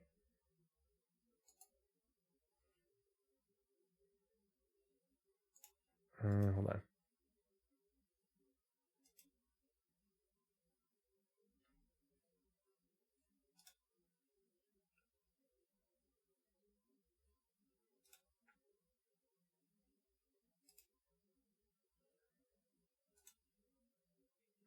Oh, Liquid Wayne just subbed for 2 months. Thank you so much for the sub, Liquid Wayne. Appreciate it. 07, hope you're doing well.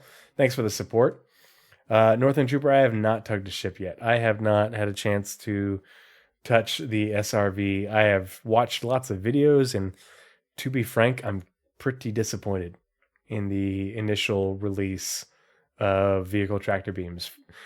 Something that I've been very excited about for a long time. Obviously, if you've been watching the Pathfinders podcast, I've covered their development in depth. And the state in which they have released is not what I would have hoped for. And pretty disappointed in the level of QA and functionality that they're being delivered with. Not gonna lie, I'm normally not super critical, but when I am critical, I try to be very direct about it. And I have been super excited for vehicle tractor beams, and there's a lot of issues. And CitizenCon, blah blah blah, they've been working on vehicle tractor beams for a long time. And I don't think it's a good excuse. I think that if anything, they could have just pushed it back a little bit further. It needed more time. There's a lot of issues with it not functioning correctly, and I don't think it's it's the live environment. Anyway, let's see. So, although the scans of Pyro 2 had found valuable mineral deposits, the unpredictable bursts of radiation from the system's sun would make their extraction with the technology of the day a costly endeavor. The company made the decision to report the discovery to the UNE, planning to collect government subsidies that would fund their operations and guarantee future profits. Uchiha personally reported news of the discovery, and Pyrotechnic Amalgamated was granted first crack at the system when the UNE opened it for commercial activity. While the UNE gave corporate interests like Pyrotechnic Amalgamated the green light to enter Pyro, they held back on allowing full colonization.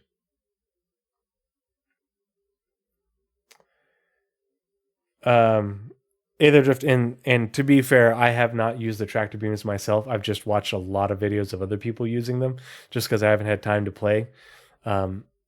And I've seen lots of issues with, like the placement and utilization of the vehicle tractor beam on the C1 and getting like 32 SEU containers into the C1 is just a huge pain in the butt. And it's a brand new ship, and it was built with a tractor beam from the ground up. And what the hell?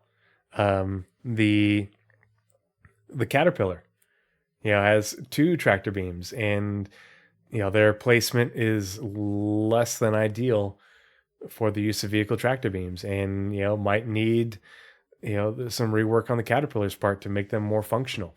The SRV is like the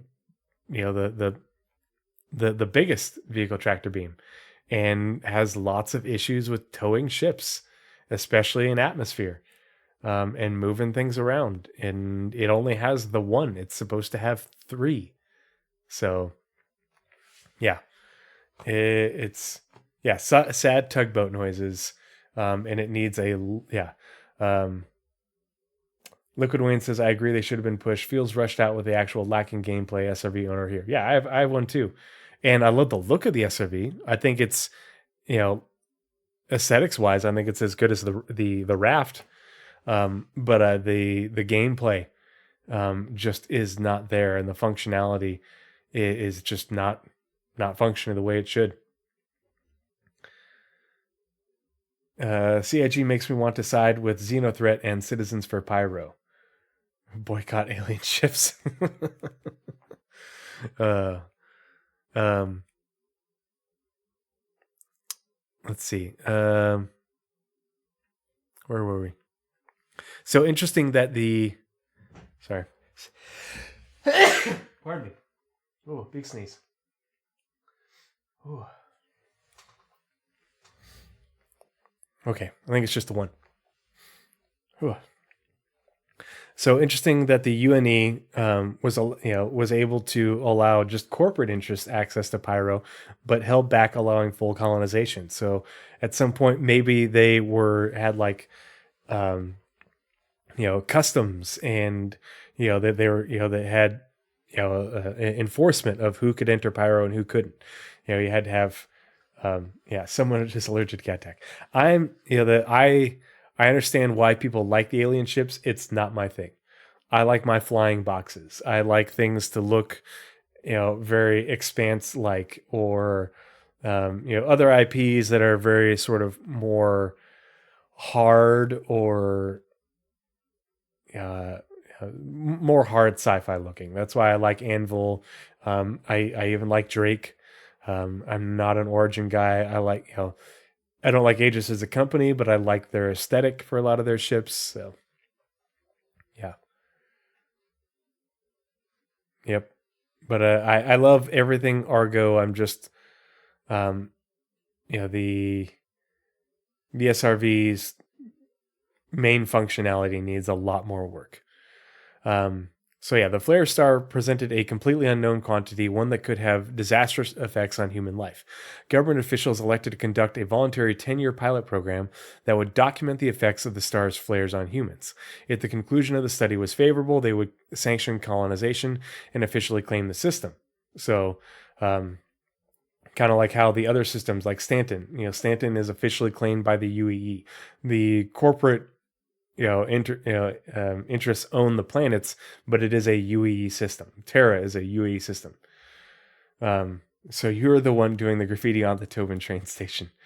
I've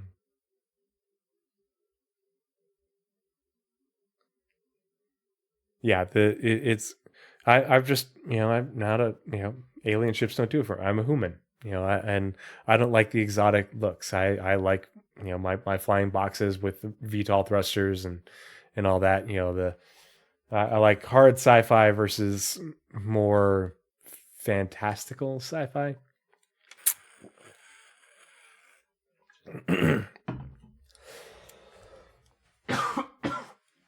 Pardon me.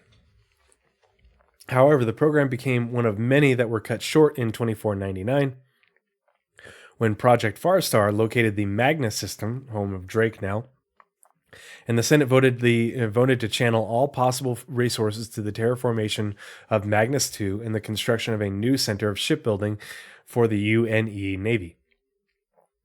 In 2516, let's see.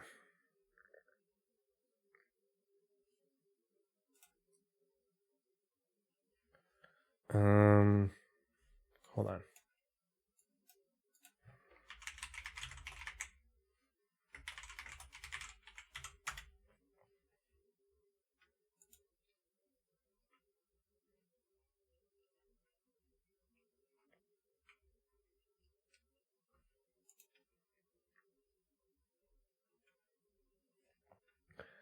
All right, everybody. Tinfoil hat. Everybody put on your tinfoil hat.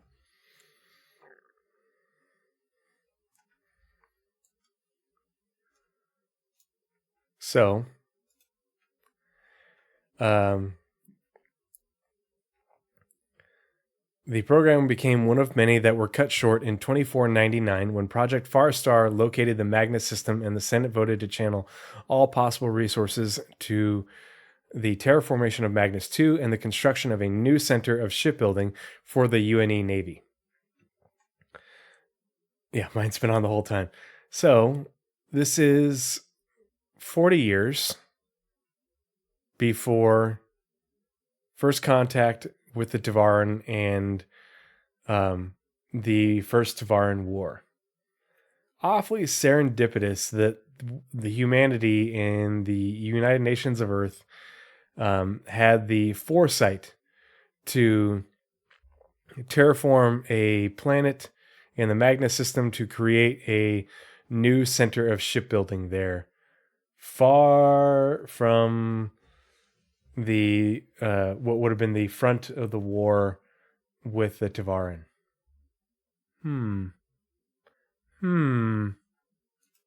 Connected? I don't know. Maybe. Just seems a little bit fortuitous. Anyway. In 2516, when more funds might have become available, the discovery of the Terra system funneled any available capital towards the development of the naturally habitable Terra 3. In 2523 brought the advent of the UPE, United Planets of Earth, and along with it, a complete reorganization of the government. The question of what to do with Pyro was put on indefinite hold, and the system remained unclaimed. And this is all important because without being claimed by the government, there was very little any government support for anyone who wanted to try and terraform one of the planets, for the corporations operating there. It's just a matter of like, yeah, you can go there and operate, but you're not going to get any help from us. We're just going to let you, we're going to let you go in there and mine the place, but in return, we get to study your employees and see which ones come up with cancer and which ones don't. Over the next few decades, commercial interest in Pyro waned as valuable minerals became thin on the ground, and government subsidies dried up. After the end of the First Tavaran War, 2541 through 2546, the coronal mass ejections are too OP. Improvements in shield. After the end of the First Tavaran War, improvements in shielding technology allowed the few companies that remained in the system to extend their operations to previously unreachable areas, but this also increased the presence of outlaws as they too gained access to this tech. Eventually, bandit raids made turning a profit impossible. Some companies were forced to declare bankruptcy, including Pyrotechnic Amalgamated. By the end of the 2500s, almost all corporations had pulled out of Pyro, paving the way for outlaws to become the dominant force in the system. So this is important because while it made it so they were able to, with shielding, be able to gain access to areas for mining that they previously hadn't been able to get to, the introduction of outlaws to the system made it unprofitable to do so. And so this is what sets the tone for mining still being viable in Pyro and the system not being mined out completely, because while it might not be viable for large corporate interests to do large scale mining, it might be viable for smaller interest in smaller scale mining, with what you can find in the different asteroid fields and on the planets. Keep that in mind with the whole lore equals gameplay theme. Mining is likely still a viable thing in Pyro. It's just more risky. But I think it's a pretty safe bet that they will put minables there that are valuable for us, and to encourage people to go to take the risk of going mining in Pyro and doing industry there. Culture. Instead of having formal organized government, competing gangs rule over the Pyro system, creating a series of fiefdoms that are subject to change if the local dominant faction is ousted from power. So this is why the whole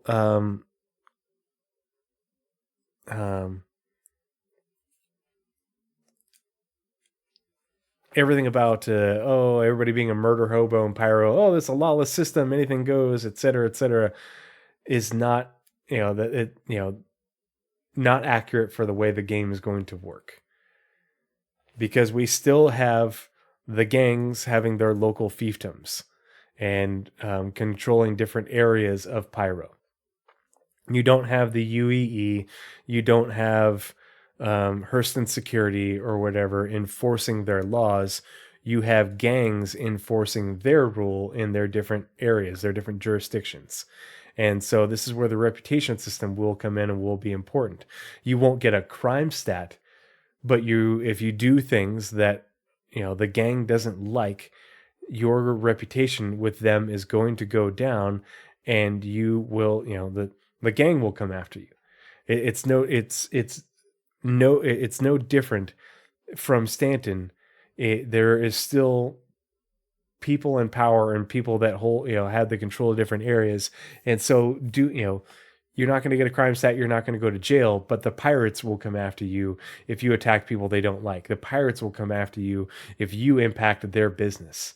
If what you're doing is not good for business, like being a murder hobo and spawn camping people in their stations, they're going to come after you. So yeah, people are taking advantage of the state of the game to be dicks, essentially. But that's, it is a gross misinterpretation of what Pyro actually is meant to be. And it won't always be that way. And it's just a shit justification for shit behavior. So if you've been doing that, get fucked. Don't do that anymore. It's shitty behavior. It's one thing if you want to gank somebody while they're trying to mine on Bloom, or somebody's trying to move boxes or something like that, or do a mission. That's different than spawn camping somebody in the station, just waiting for them to come out of armistice, and point guns at them and kill them for no reason. You're just being a murder hobo. You're not a pirate. That's not legitimate piracy anymore. These are pirates. They're gangs. They're there to make a profit and make a living, outside of the law. But, murder isn't necessarily profitable if there isn't anything in it for you. Gangs that hold particular strategic points are seen as more powerful than others, especially those who control Ruin Station and the drug labs within it. There's those drug labs again. Jumptown 2.0, but on Ruin Station. So Jumptown 3.0, gonna happen, folks. This is gonna be one of the events in the Pyro system. Many gangs maintain strongholds on the surface of Terminus, the planet the station orbits, that they use as launching points for attacks. This is why it's going to be really interesting to visit Terminus and visit those strongholds, and why everybody talks about the stations being battlegrounds. Terminus is going to be a battleground. That's going to be nuts. That's going to be wild, with the gangs having different strongholds on Terminus that they use to launch attacks both against each other as well as against Ruin Station. Yeah, I didn't go play Pyro without a group of like 5 to 6 people once, and we all went out the same way, and none of us had that happen, but we were ready for it because we expected it, and we expected lawlessness. We expected people to be shooting and stuff, so we went prepared. But I still don't think it excuses the shit behavior, because it's just taking advantage of the state of the game. It's not a justification in lore. It's not a gameplay justification. It's just I want to ruin someone else's day, and that's what makes me happy. And it's like, you need to find something different to be happy. Get that gets your jollies off, because that's sociopathic, kind of sick. Outside of its criminal organizations, Pyro maintains a moderate population of mostly human, not all human, mostly human inhabitants whose main occupation is survival. Monarch's mining infrastructure, long abandoned by its former owners, houses squatters who will fiercely defend their right to live there in spite of its hostile environment. Those who live on the mining outposts and everything, and eventually abandoned mining based industrial facilities, underground facilities, you're going to find lots of squatters there defending it and defending those facilities, and you'll have reasons to go there, both lawful and unlawful, or violent and non-violent. I don't want to relieve normal people of just people going about their day of their kidneys. I want to relieve pirates and smugglers and slavers of their kidneys. bad people. Bad people don't deserve organs. Their right to organs are forfeit. If there was a gang that I would affiliate with, it would be the Overlords, just because they're like, oh, sweet, we're gonna go kill pirates, and then I can dissect them and take their organs and sell them on the black market or smuggle them myself, or use them, for my own ends. Yeah. So it's, I like to think of myself as chaotic good, in that I'm not going to go somebody who, some hapless hauler who's just going through Pyro on their way to Nyx or something, or somebody's just minding their own business. No. But if I come along you while you're raiding said hauler, or, kidnapping people or something like that, then I'm going to fill you full of holes, but I'm going to aim for your extremities because I want to take you down and keep your heart pumping blood. So that way your organs are fresh and functional and only lightly used.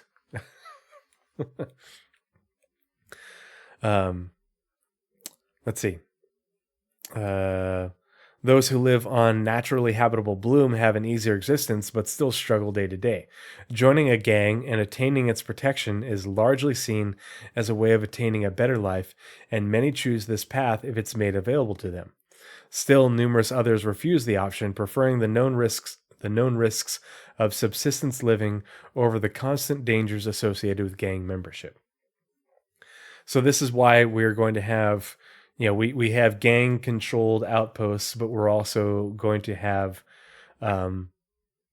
independent. We have independent controlled stations. We have gang controlled stations. We have independent controlled outposts and gang controlled outposts. I don't know anything about a non-lethal crossbow. I know we have a crossbow that's had some development in it. Nazareth did a segment on it.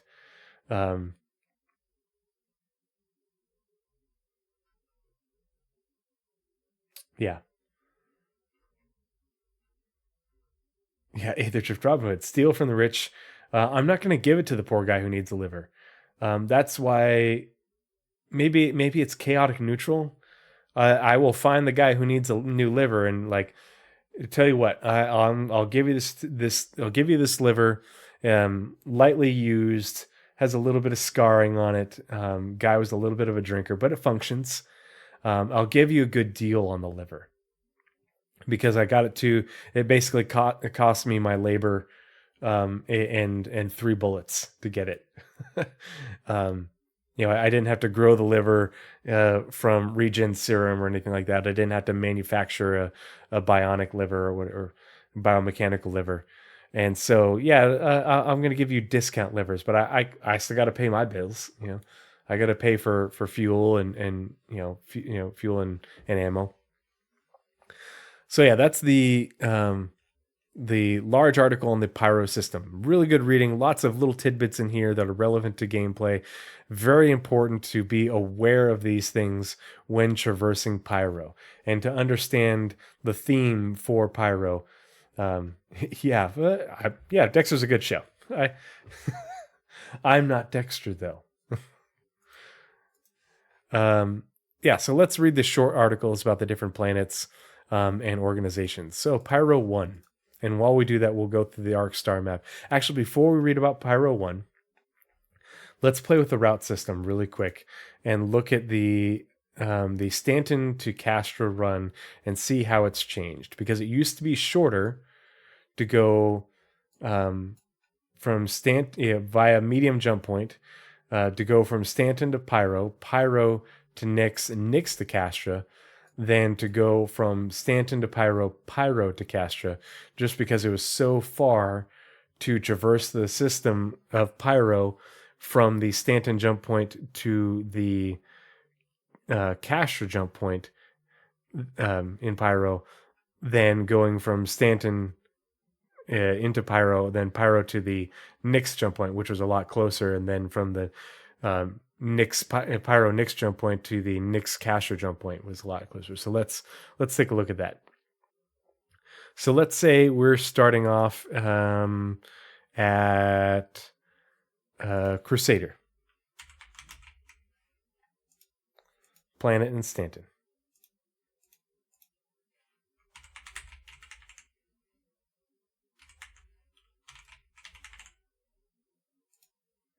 And we want to go to Cascom. Planet in Castra. And we want to take a medium jump point. So before we do that, let's look at a large jump point.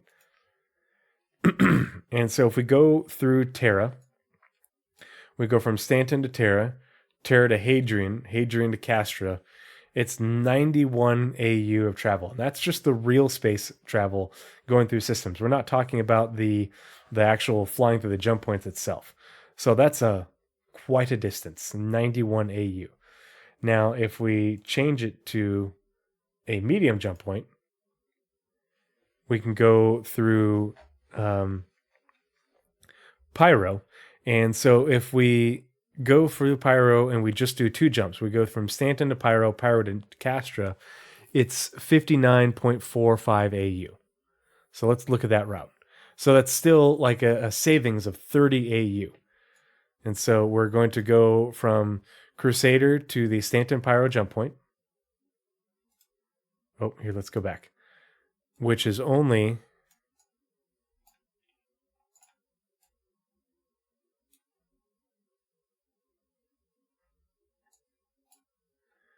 1.82 AU. And then we go through the jump point from Stanton to Pyro. And then if we go from the Pyro Stanton jump point to the Pyro Castra jump point, let's see, it's 19.56 AU. So that's a pretty sizable jump. So now we're looking at 20-something AU.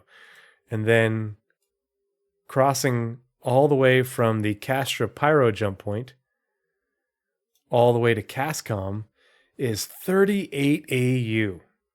That's a long ways. But still a lot faster than if you were using the large jump points and the safe travel route, going through Terra, from Stanton to Terra, Terra to Hadrian, Hadrian to Castra.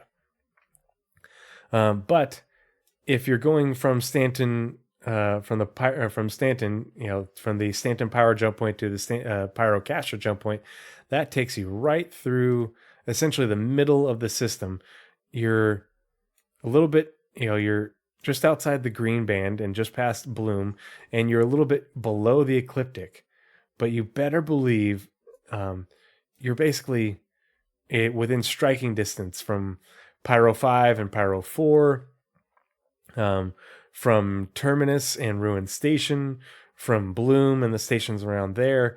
This would not be a very safe route. Liquid Wayne says, this is like mapping out a plan of action before a hell dive. I love it. Oh gosh, don't get me started on Helldivers, Liquid Wayne. You just chill out with Helldivers, all right? Because I am so hyped for that game. I still love Helldivers 1. I love isometric games. I know they're not for everybody. But Helldivers 1 and oh gosh, what's the one on Mars? Anyway, another one that's great because it's 7-player co-op. Let's see. Potato Win says, how many ships will have enough fuel to make that journey without refueling? We don't know. We just know that's a pretty good long trek. And with the fuel requirement, the fuel availability within the Pyro system being based off of reputation, that could be a pretty substantial jump. And the risk of making that jump through taking this direct route versus taking a more circuitous route, it seems awfully high to me. Now, let's exit that route and let's look at the other one, because this other one is even less AU. This one is 41.77 AU, but it's 3 jumps. So we have another jump. How that adds into the transit time factor, I don't know. But that's 50 AU shorter than the using large jump points going from through Terra to Hadrian to then to Castra and Cascom. And it's 18 AU shorter than the one if we just did the 2 jumps going from Stanton to Pyro, Pyro to Castra. So let's look at this route and see how that's different. So we still have to go from Crusader to the Pyro jump point, 1.82 AU. We make that jump through the Pyro Stanton jump point, but instead we're going to the Nyx jump point, the Pyro Nyx jump point. And look how far off the beaten path this is compared to going from here to here and basically going past the core of the system. Yeah, potato win, risk versus reward. I like that. Yeah, exactly. You have essentially three options for making that run. Going from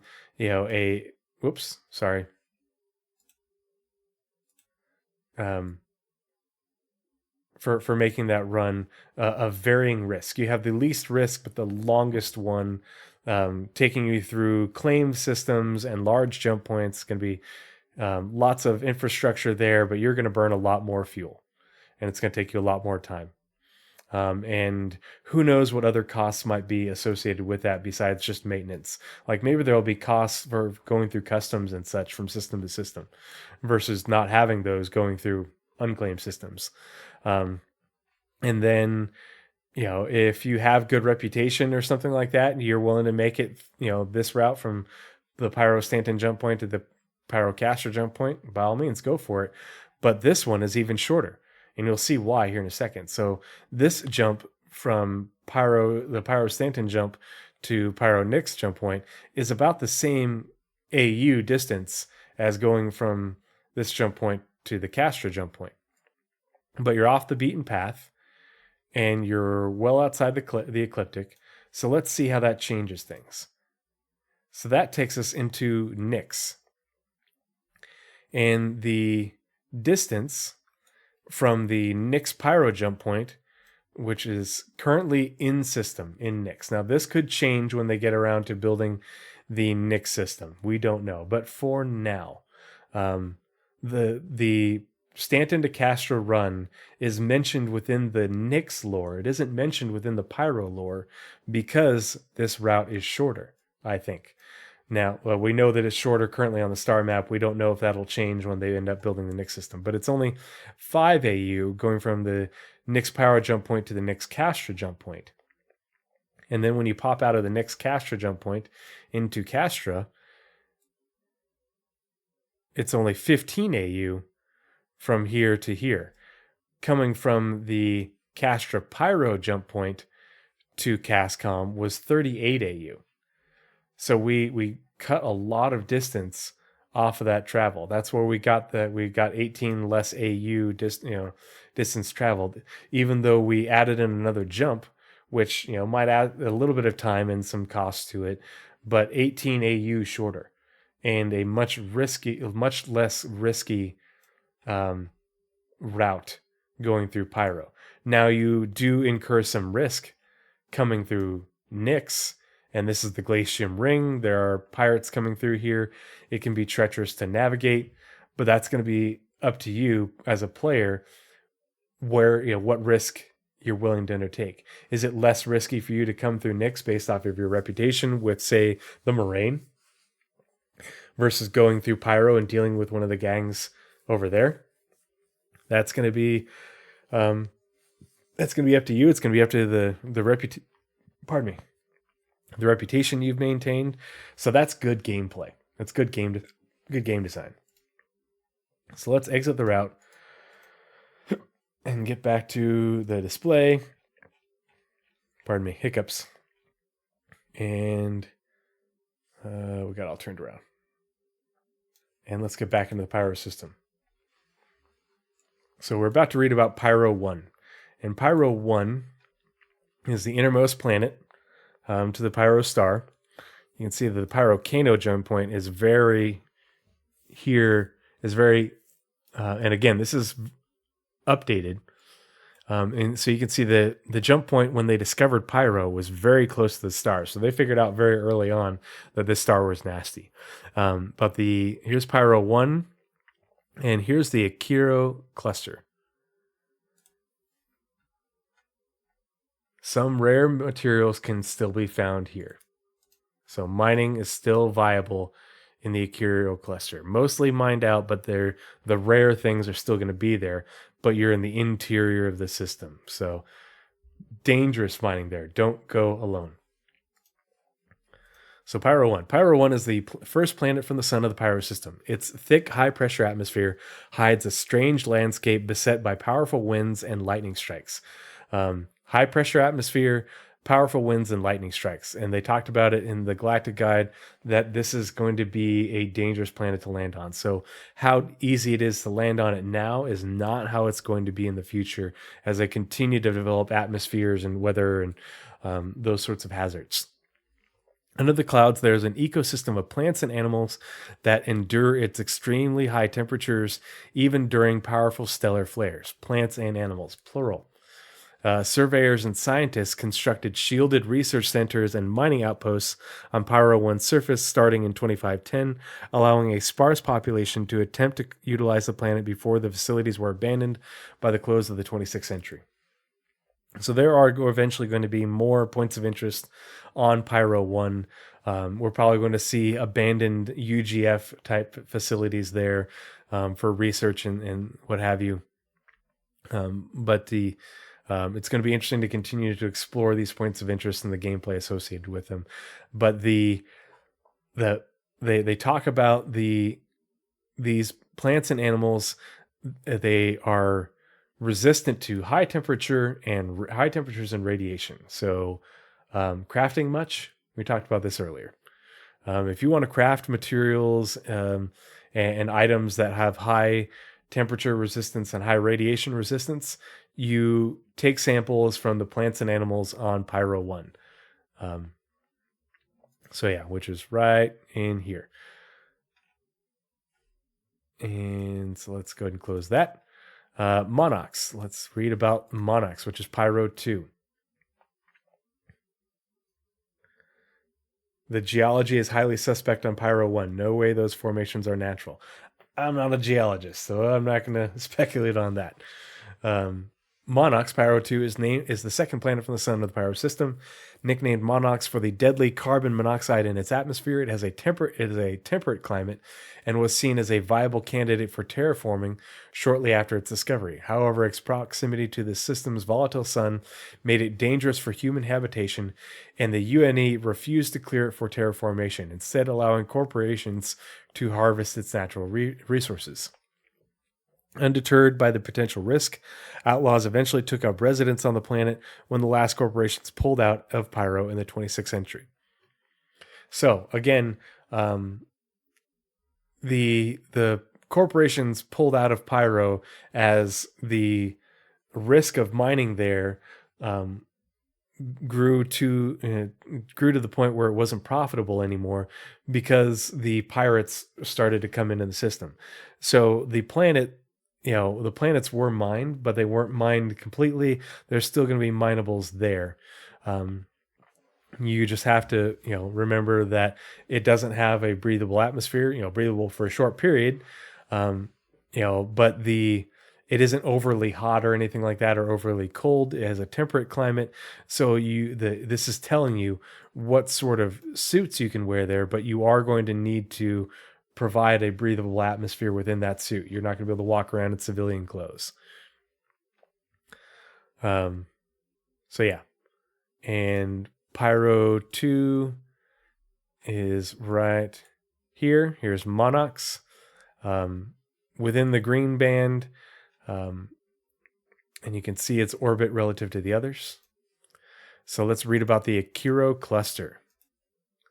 The Akiro cluster, Pyro Cluster Alpha, is a dense asteroid cluster in the Pyro system, situated in the L3 Lagrange point of Pyro 1. So here's Pyro 1. Here's the L3 Lagrange point. That's why it's on this orbit. It's basically on the opposite side, at the same opposite side of the star from Pyro 1 at the same distance. Potato Wind says, do all the intelligent aliens breathe the same air? We do know that the Tavaran, we only had to do light. We didn't have to do light terraforming for their planet when we took it over after beating them in the first Tavaran War. We basically terraformed the planet in that we made its atmosphere, its climate more comfortable for humans, but there are still Tavaran that live there, so they are still able to breathe. They're able to breathe the same atmosphere we do, but I think that it's more that they are more comfortable in different climates, and because their home planet is more arid. I think that's more what they like compared to what what humans would find comfortable. But humans are very adaptable, obviously, because we have so many different climates on our planet. As for the Banu and the Xi'an, I believe everybody breathes oxygen.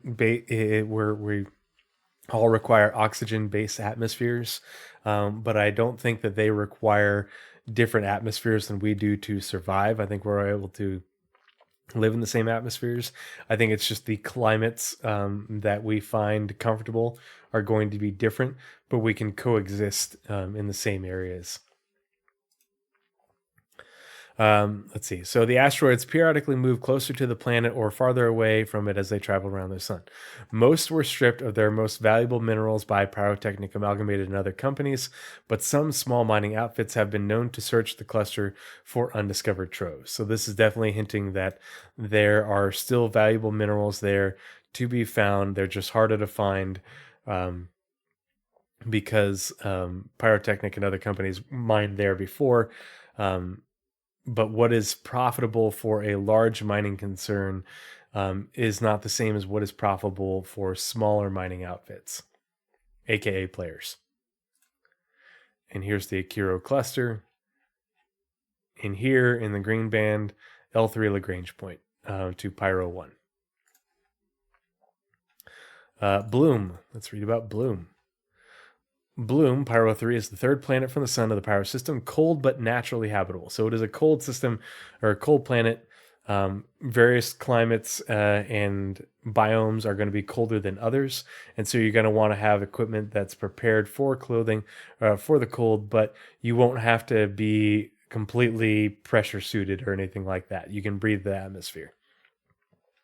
And so that might change what gear you wear compared to other planets in order to better suit your character in terms of, if maybe you'll have stuff that provides better cold protection, but you don't, if you're not having to provide atmosphere, you can use those aspects of your suit, because eventually your suits are going to have like components and subcomponents, and you, instead of providing a life support system on your suit, you can just breathe the atmosphere, and you won't need like atmospheric regeneration or processing.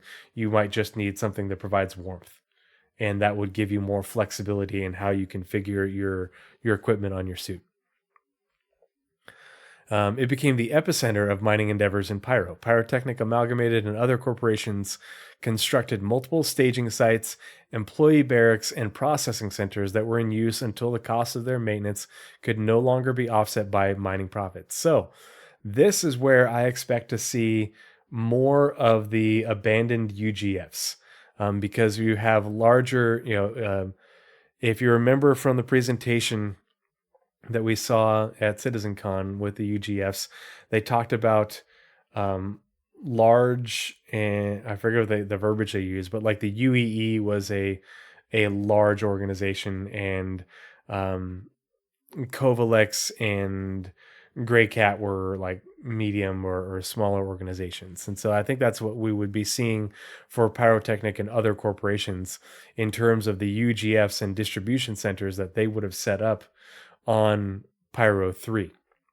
Now, they aren't in game yet, but I think when we get the first ones that we see in game, those will be in Stanton. They'll be active, but they'll build them with the abandoned overlays for when they put them into Pyro, namely on Pyro 3, but also on like Pyro 1, Pyro 2. Abandoned when the last active corporations in Pyro ceased operations there in the late 26th century, they were claimed by squatters, outlaws, and former miners who lacked the means to return to the UEE. So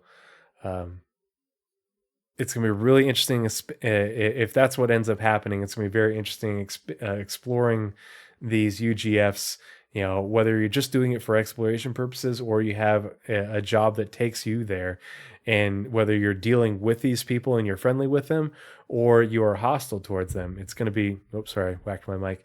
It's going to be very interesting to engage in the gameplay there. If you can imagine, doing a raid on a occupied by a corporate entity UGF. Imagine what that's going to be like doing a raid on a abandoned one where there's squatters and different hostile, squatters and outlaws not wanting you to come into their base of operations, their home.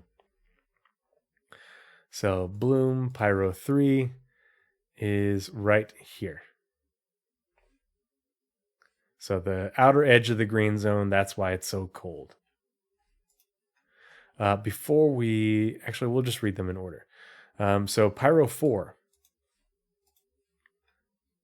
Pyro 4 is the outermost moon. It's a protoplanet of Pyro 5, and astronomers theorize that it was once the fourth planet from the sun of the Pyro system. At some point before humans discovered Pyro, a massive celestial body collided with Pyro 4, catastrophically warping its landscape, destroying its atmosphere, and knocking it into the orbit of nearby gas giant Pyro 5.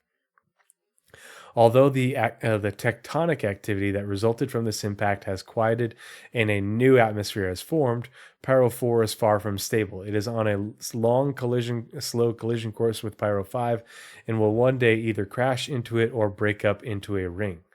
Ooh, that would be really cool if someday it broke up into a ring and there was a ring around Pyro 5 along with the 6 moons. It'll be really interesting to see what its landscape ends up looking like with the previous tectonic activity, and what its atmosphere ends up being like in terms of it. It won't be breathable, but how toxic is it? How cold is it or hot? Ooh, shoulders. It'll be interesting to explore and see what's on the planet. Is there anything in terms of people eking out an existence there? So here's Pyro 4 in orbit around Pyro 5, and then you have the moons in orbit as well. Pyro 5, a green gas giant. Pyro 5 is the fourth planet from the sun of the Pyro system. It was given the classification of Pyro 5 when researchers came across strong evidence that its outermost moon once maintained a stable orbit around the system's star between Pyro 3 and Pyro 5. I wonder what that evidence would be. When Pyro 4 was struck by an unknown celestial body, it was knocked into Pyro 5's gravitational sphere of influence. Residents of and travelers through the Pyro system are known to harvest hydrogen from Pyro 5's green and yellow atmosphere. All right, lore equals gameplay. Here we go. It is a gas giant with lots of hydrogen in there. You can harvest it for your fuel there. So you can use your fuel scoops to dip down in the atmosphere and more quickly replace your hydrogen stores. If you have a starfarer, then this is, and you're providing fuel for to support your organization. This is where you and your escorts are going to go to, scoop up hydrogen and refine it into fuel for use. Now, obviously, people are going to know that pirates are going to know that people are going to go here to refuel. And so they are going to be preying on you when you are vulnerable. So if you're coming here to refuel, bring friends. If you're coming here to get fuel for your starfarer, for your group, make sure you have escorts, because this is going to be a place, especially, you're flying around an atmosphere. you are going to be vulnerable here while you're trying to collect fuel. Whether you'll be able to hide within the atmosphere remains to be seen. But lore equals gameplay. So keep that in mind. They have the moons have names. So Ignis, dotted with dry riverbeds. Ooh, come on, internet. Ignis is the innermost moon of the gas giant Pyro 5. So each of the moons has a different orbit. It'll be interesting to see how those orbits, when they end up being dynamic and in-game, end up playing out. The canyons and dry riverbeds on its surface suggest that liquid water once flowed there in the distant past. Its frigid average temperature and deadly atmosphere of sulfur dioxide creates an unfriendly environment for those who lack proper protective equipment. Nonetheless, the moon sometimes sees visitors seeking to resupply their air reserves thanks to the small amount of oxygen in the atmosphere. So, this is important. Good gameplay. You will be able to replenish your oxygen reserves on your ship. So when that, you will have a tank, you'll be able to, fill up your life support system with oxygen. You'll also be able to use consumables in order to basically scrub the CO2 and turn it back into breathable air. But if you, in order to not consume too many of those consumables, if you just refill your tanks with oxygen, you go down to this, any planet with an oxygen atmosphere, you can refill those tanks without, and so you're not having to use as many of the consumables for your life support system. This is why life support is such a vital part of resource management. You're not going to have infinite air on your ship. You're going to have to bring those consumables with you. You're going to have to operate within the performance characteristics of your life support system. And one way that you can optimize those is by not using as many consumables, by, refilling your air tanks on planets that support them. So this is why, this is lore equals gameplay. This is good information to know if you're trying to, especially if you're running out. If you're running short, you know that you can, okay, well, I can make the trip to Pyro 5 on and the moon Ignis in order to resupply, and that'll help me on my way to wherever I'm going to go get more of those consumables. Vatra, Part of the crew. Part of the part of the ship, part of the crew, part of the ship. Part of the crew, part of the man. Part of the crew, part of the ship. Vashnare. Thank you so much for the follow. Thanks for the support. Hope you're enjoying the content. Thanks for coming and hanging out with us this evening. I turned the sounds back on. Happy belated birthday, Devil Dog. Thank you so much. Semper Fi. Appreciate it. Yeah, that was... If you were on the stream last Friday, you saw me get too drunk. I had too much bourbon, supporting the Marine Corps birthday, celebrating the Marine Corps birthday, and streaming while I was at it. So yeah, that's posted on my YouTube channel if you want to go make fun of me. Yeah, it was a good time. But I was, by the end of the stream, I was having a difficult time reading chat, and I was slurring my words, and I was very aware of it. So let's read about Vatra. Vatra is the second moon from the gas giant Pyro 5 in the Pyro system. Its thick, high-pressure atmosphere of nitrogen and methane supports an ecosystem of plants that subsist on hydrocarbons instead of carbon dioxide. Very interesting. Harvesting and crafting gameplay. Some water is present on Vatra in the form of ice, but it is too cold on the surface for it to exist in a liquid state. Travelers who have harvested this ice in emergency situations report that when melted, it is extremely bitter.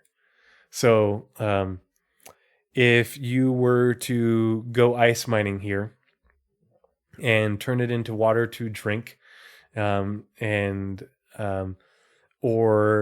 potentially use in your life support system or something like that, it might not quench your thirst as well as drinking purified water. But I'm more interested in the ecosystem of plants that live on the moon that subsist on hydrocarbons instead of carbon dioxide. Because the properties of those plants and what they might be useful for in terms of crafting. Again, lore equals gameplay. That's what we're all about here. And they don't say how that might be relevant, but that's the science gameplay related to crafting that I think will bring people to this planet for those plants. Or, sorry, moon. A deer crusted with craters. And again, all these moons are in orbit around Pyro 5, the gas giant, which is towards the outer edge of the orbits of the system. Adir is the third moon from the gas giant Pyro 5. Jagged mountains and rocky hills dominate its crater-ridden landscape. Because it lacks a protective atmosphere that would otherwise break apart most celestial objects, its surface sees frequent impacts. The air is permeated with fine particles of dust that are generated during these events. So the visibility here is not going to be great, and flying around with that poor visibility and the jagged mountains and rocky hills, this suggests to me that you'll want to fly slower there, especially because you won't have atmosphere slowing you down, and risky flying. The thing that might be interesting to me is if you have frequent impacts on the planet, those impacts and those craters might be home to valuable minerals that might be worth mining. Just a thought. Maybe I'm way off base, but that would be my thought surrounding a deer. Pyro, a seismic hotbed. Pyro is the fourth moon from the gas giant Pyro 5, a hotbed of seismic activity. Pyro experiences frequent earthquakes that disturb its deep oceans of brackish water. The moon has an unusual ecosystem that thrives both on the surface and under the sea, supported by the carbon dioxide and nitrogen in Pyro's dense atmosphere. So there is an ecosystem there. There are it doesn't specify whether that includes fauna, but we can assume that at least means flora. And so just like with Vatra, we will likely have plants and potentially animals here that are going to be worth harvesting for their properties because of the environment, the unique environment that they survive in. And what those properties might be, don't know. How they might be relevant to crafting and science gameplay is what will be up to the gameplay teams. But this is the narrative team leaving this open for them to create whatever types of plants and animals they want and give them the properties they want to give to support that sort of gameplay. But I think it's very interesting that it says both on the surface and under the sea, because we know that we are going to be able to swim in the water. And so I'm looking forward to seeing and being able to swim under the water and collect samples under the water, harvest things under the water to use for science and crafting gameplay. But another reason, lots of reasons to visit Pyro 5 and its moons, both for harvesting plant, flora and fauna for science and crafting gameplay, but also for harvesting gas in the gas giant for the refinement of fuel, as well as the I think it was a deer for refilling your oxygen tanks on your ship in your life support system. Fuego, a yellow and black moon. Fuego is the fifth moon from the gas giant Pyro 5, relatively temperate but still cold. It has a mostly carbon dioxide atmosphere with small percentages of nitrogen, sulfur dioxide, and oxygen. Again, so you have a little bit of oxygen here, so you could siphon some of that off for your life support system. High amounts of iron sulfide in its soil gives its surface a yellow and black appearance. Infamous smuggler group headhunters often utilized Fuego as a stash point for goods during their nascent years in the early 2600s. So the question is, what form would these smuggler stashes take? Would they be abandoned settlements and outposts? Would they be derelict ships? Would they be in caves? We don't know. But as far as gameplay goes, I think that it's going to be, this is the reason you're going to want to go here, besides potentially just refilling your life support tanks for your ship, would be to look for smuggler leftover smuggler hideouts and goods that have been there for hundreds of years. A relic expedition, anyone? That's what I'm thinking. Ver or viewer. I don't know how to say that. VUUR hosts carbon-rich plant life. Yeah, the visiting Pyro 5 and its moons is definitely going to be worthwhile, and I'm super looking forward to it because we didn't have that in the Pyro preview. You couldn't go to Pyro 5, Pyro 4, and beyond. You could see them far off in the distance, but I don't think anyone ever made it. And so it's going to bring in a lot different gameplay and environments to see than what we're used to in Pyro 1, 2, and 3 and the space stations surrounding them. Ver is the sixth moon from the gas giant Pyro 5. Thanks to an increased greenhouse effect in its dense carbon dioxide atmosphere, it is unusually warm for a moon so distant from its sun. Its carbon-rich soil supports forms of vegetation that utilize crystalline carbon in their base structures. Before the system was overtaken by outlaws in the 27th century, these plants were a popular subject of research among botanists. This is science and exploration gameplay right here. I guarantee you in the future, not only will you want to go here to harvest them for your own crafting and science gameplay, but I would be willing to bet you will get like high risk exploration and research type jobs from different scientific groups to come to Pyro to get samples on these different moons and planets of the different life forms for them to study. And so not only will you be able to take samples for yourself to do crafting and everything, and maybe doing your own own science type gameplay and your own research eventually, but just, we need you to go and collect 10 samples of this. It's, very basic MMO gameplay, but the fact that it's taking you into Pyro and taking you into the belly of the beast, of Pyro, in and around Pyro 5, is going to make those missions much more risky and interesting. Because pirates are going to be preying on people going to those moons to, who are desperate for more air to refill their oxygen tanks, who are desperate for more fuel to go to the gas giant. And so they're going to be, on the hunt while you're taking these contracts to go get these samples. Yeah, mission boards would definitely be awesome. And mission givers. Going to, say an underground facility that's, underground facility, distribution center, whatever you want to call it, that's operated by, an organization that's a science group like Rayari that has outposts on Microtech and its moons. Rayari-based mission givers would be super cool. Yeah, find a question mark. Look for I feel like this person that has the shaft of light, we have light shafts in game, coming into game, they just need to put a light shaft on the character, and I'm pretty sure you've got a quest for me. All right, so that's the moons for Pyro 5. Terminus is Pyro 6. Pyro 6, Terminus, Pyro 6 is the outermost world of the Pyro system.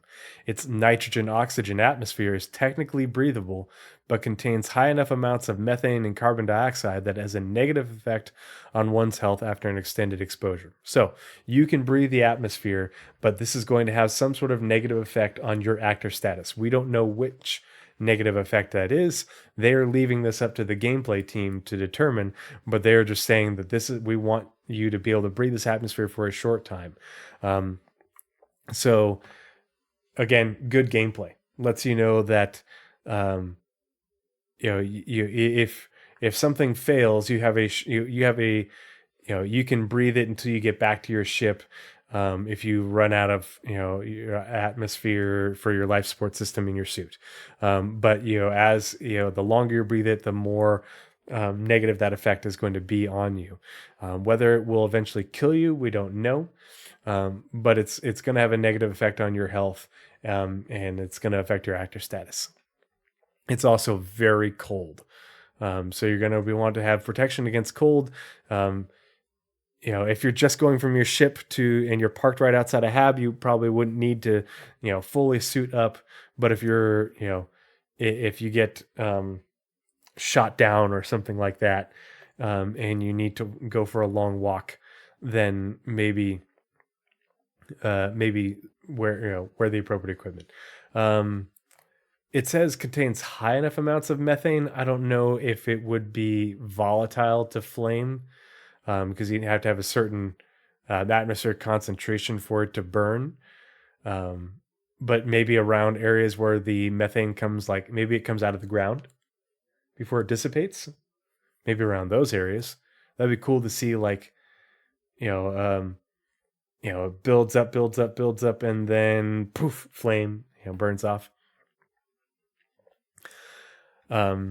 Pyrotechnic Amalgamated placed their main hub of operations in orbit around Terminus, later abandoning the station when they left the system. Now nicknamed Ruin Station, it has become a flashpoint for power struggles in Pyro. Terminus's proximity to the station has made it the site of frequent clashes between gangs.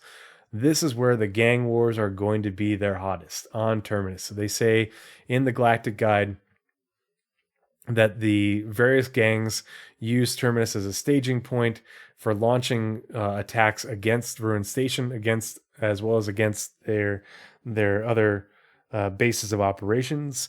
So like those bombing missions.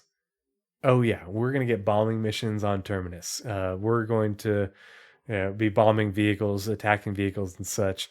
This is where the all-out gang warfare is really going to be happening, not the small scale stuff.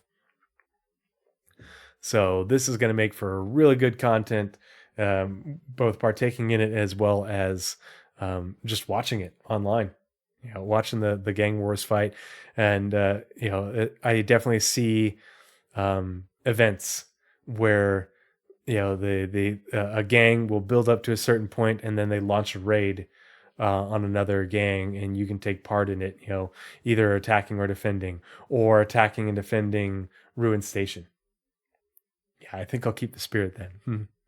Yeah, Spirit's going to be a good ship for Pyro, for getting around, as well as for bombing things. And so here's Terminus, way out here. Oh.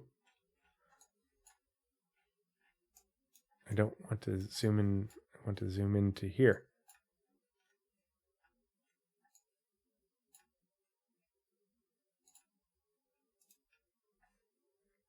Frigid, barely habitable planet with a methane-laced atmosphere. And here's Ruin Station in orbit. It's a low Earth orbit station around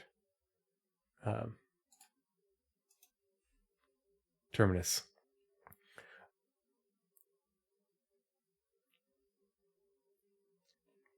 So,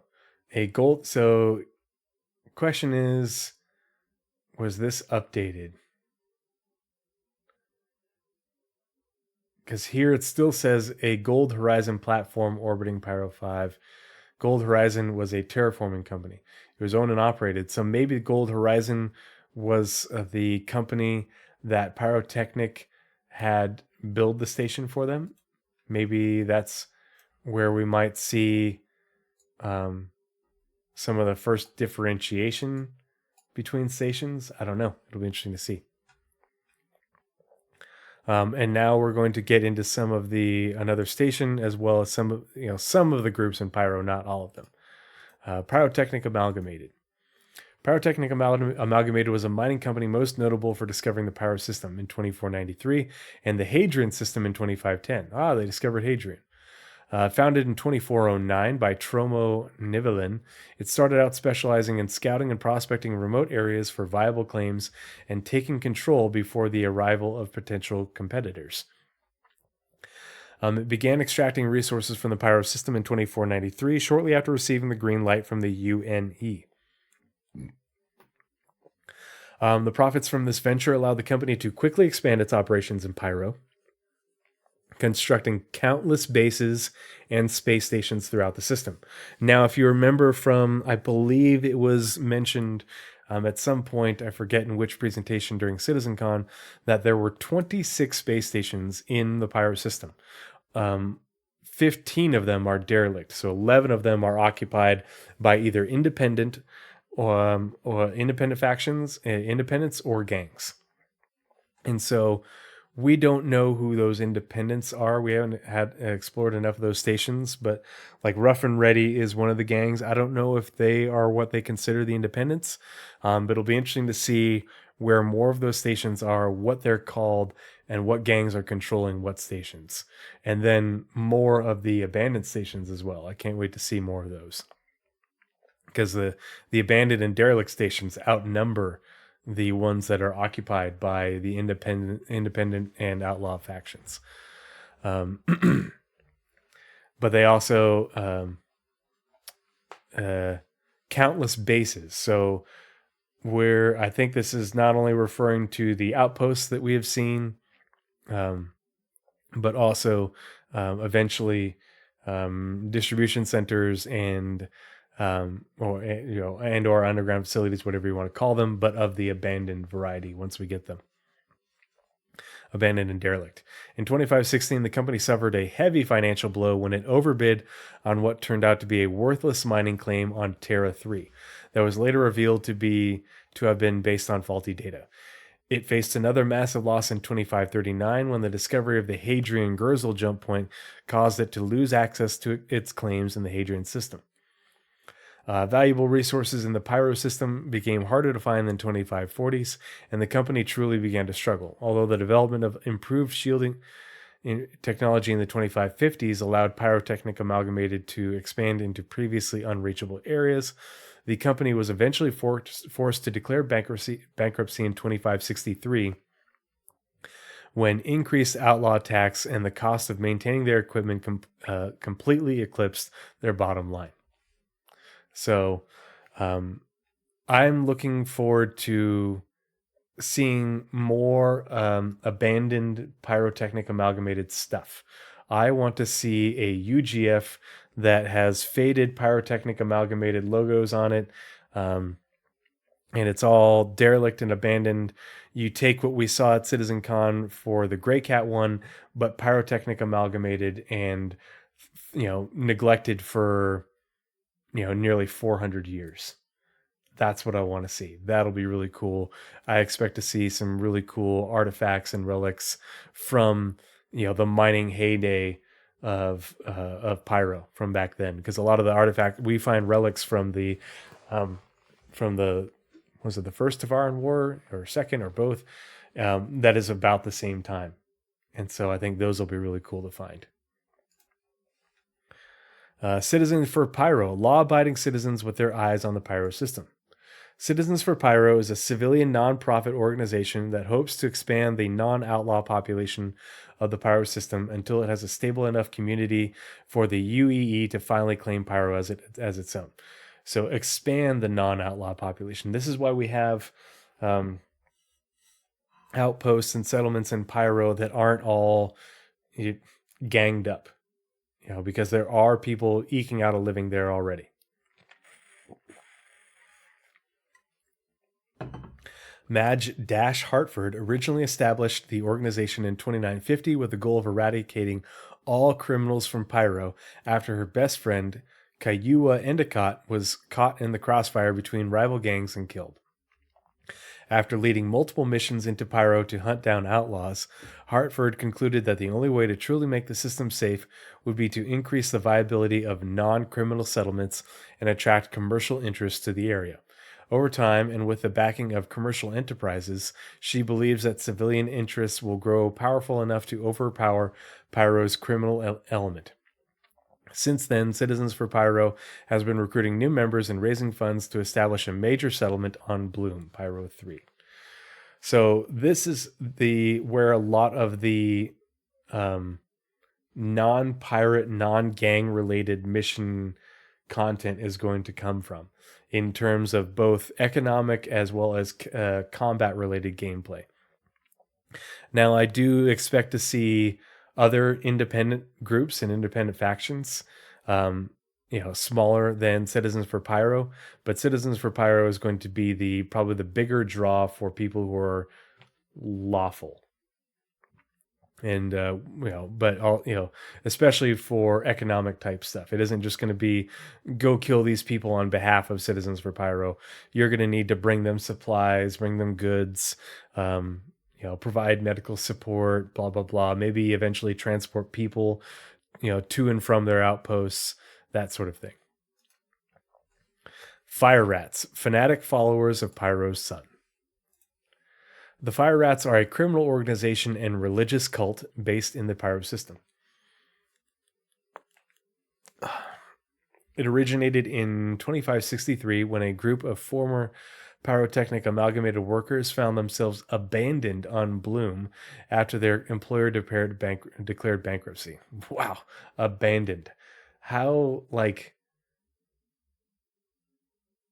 dystopian is that? You're working for this corporation, this large mining corporation in an unclaimed UE system, and the company is headquartered somewhere else, and they file bankruptcy, and there's no plan to get you out of the system. They just leave you there without support, without any means to leave. That is straight up aliens, Wayland Yutani type stuff. Forced to eke out a living or perish, they took up residence in their former barracks.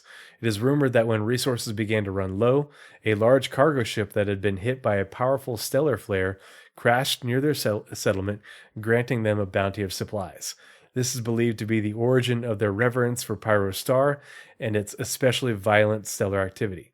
Today, the Fire Rats are known for shipjacking and for sporting scars from repeated intentional exposure to stellar flares. Yeah, super duper scummy for sure, dude. So the Fire Rats are known for shipjacking, so that's a big thing for them, and it's important to know what these different gangs are known for, what sort of pirate and unlawful activity they get into, whether it's like drug smuggling, or, slavery, shipjacking, vanilla piracy. But these people are looking to, steal your ship and make you walk the proverbial plank and use the ship for their own ends. Probably, parting it out or using it as their own. So yeah, these guys are going to be, attacking your ship, disabling it, and boarding you.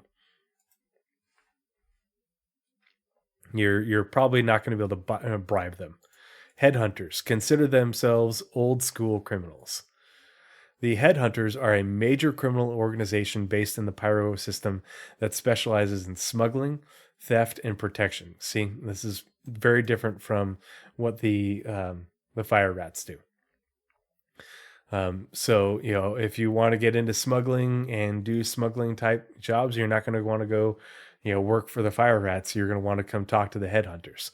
Or if you're wanting to, steal stuff, so vanilla piracy, as well as probably like sneaking around, doing some stealth gameplay, getting to places you don't belong, to things, acquire things that aren't yours, and protection.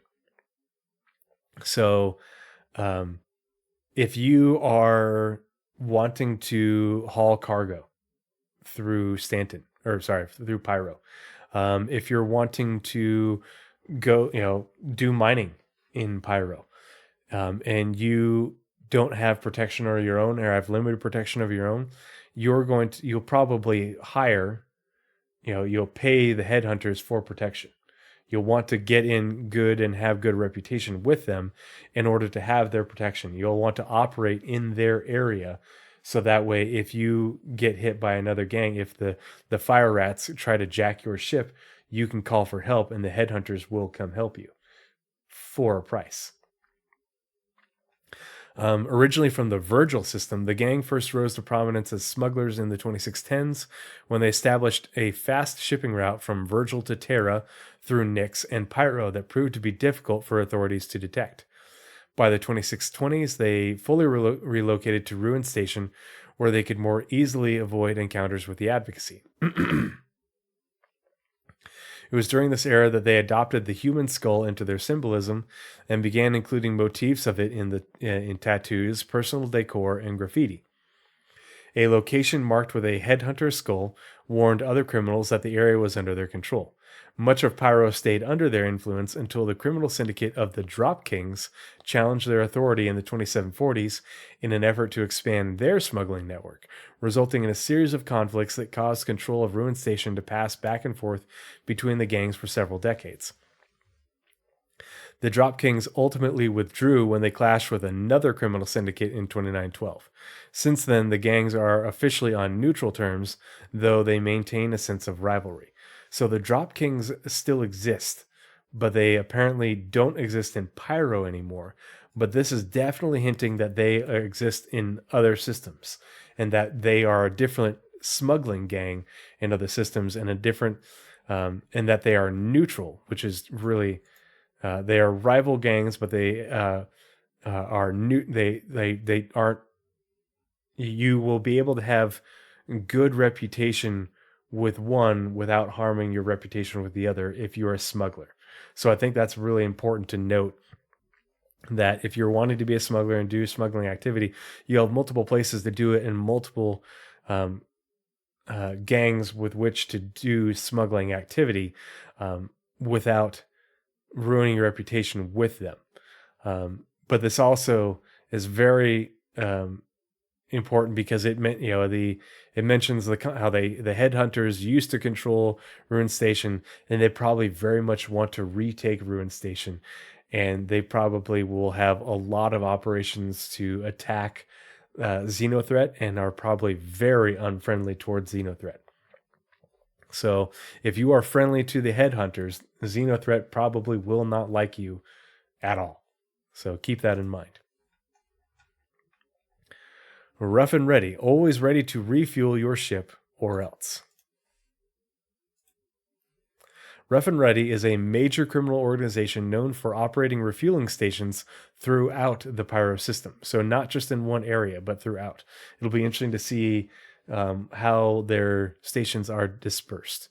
Founded by former headhunters enforcer Rook Garavase in 2939. So they're a very young gang, only 14 years. The gang's early focus was to pull back on active criminal activity and gain enough capital to do more than just survive. They conducted a series of meticulously planned raids on multiple refueling stations, taking them over and establishing themselves as the off-market version of Rest and Relax.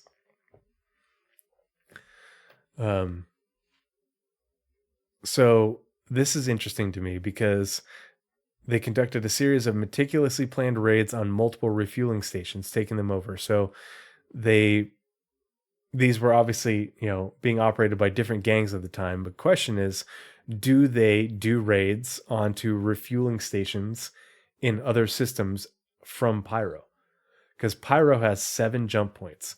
And so does Rough and Ready essentially do raids into other systems to take over refueling depots in those other systems in order to basically say, we are in control of this station for now. If you need fuel along this route, you have to get it from us.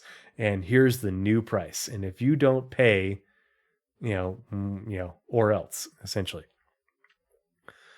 It's just speculation, but the way that reads, that could be something that you could end up doing with Rough and Ready, doing raids into other systems onto other stations. By the 2930s, they're refueling, kind of like Ninetales Lockdown and the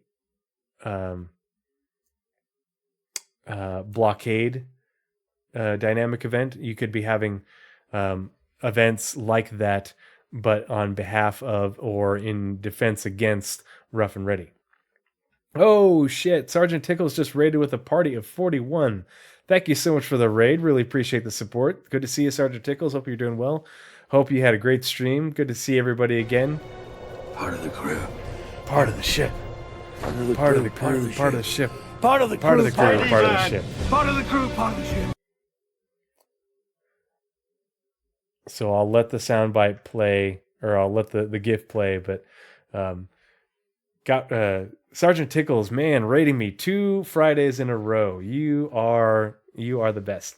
Hey, Becky on Blast, thank you for the follow. Thanks for joining me this evening. Hope you're doing well. Blurry Pixel, thank you for the follow. Tamaris, thank you for the follow. Good to see everybody. Arbiter 41, I apologize. I am a shitty streamer and I don't have a follow command. If you are hanging out in chat and you don't follow Sergeant Tickles, who is a good friend and colleague and fellow veteran, go follow them, go follow them, give them your support. This is we're here to tickle your shit up. Oh, geez. Yes, I am a terrible streamer. I do need to get that follow command added. I will do it, I promise. Thank you so much, Northern Trooper, for the dropping the link in chat. Sergeant Tickles, no, me. I'm Terabad. We can be Terabad together, buddy.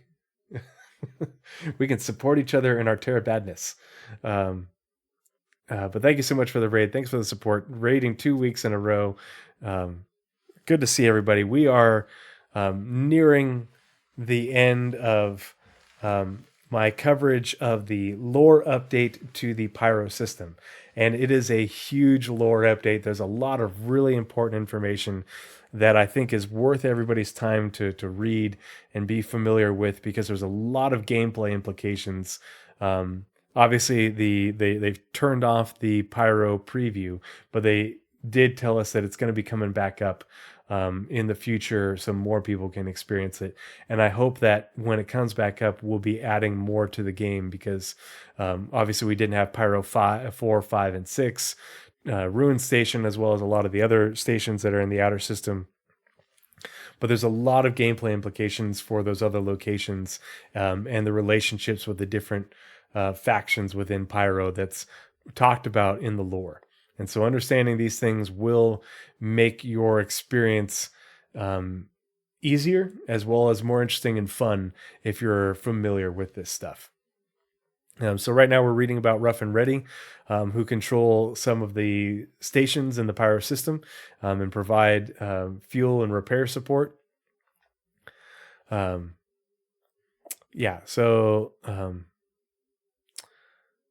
While they charge high prices, so this is important, while they charge high prices for fuel, the protection they offer to those using their stations is considered worth the price.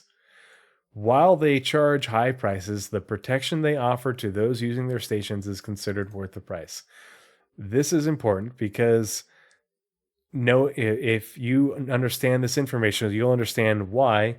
If you go to Checkmate Station versus a station that isn't operated by Rough and Ready, operated by a different gang, you won't have the same protection, unless you have really good reputation with the faction controlling that station. If you are attacked on that station, they might not come to defend you. And this plays into a lot of that less than savory behavior that was going on in Pyro with the spawn camping, seal clubbing, whatever you want to call it, people camping the exit from the armistice zone. I think it's pretty shitty.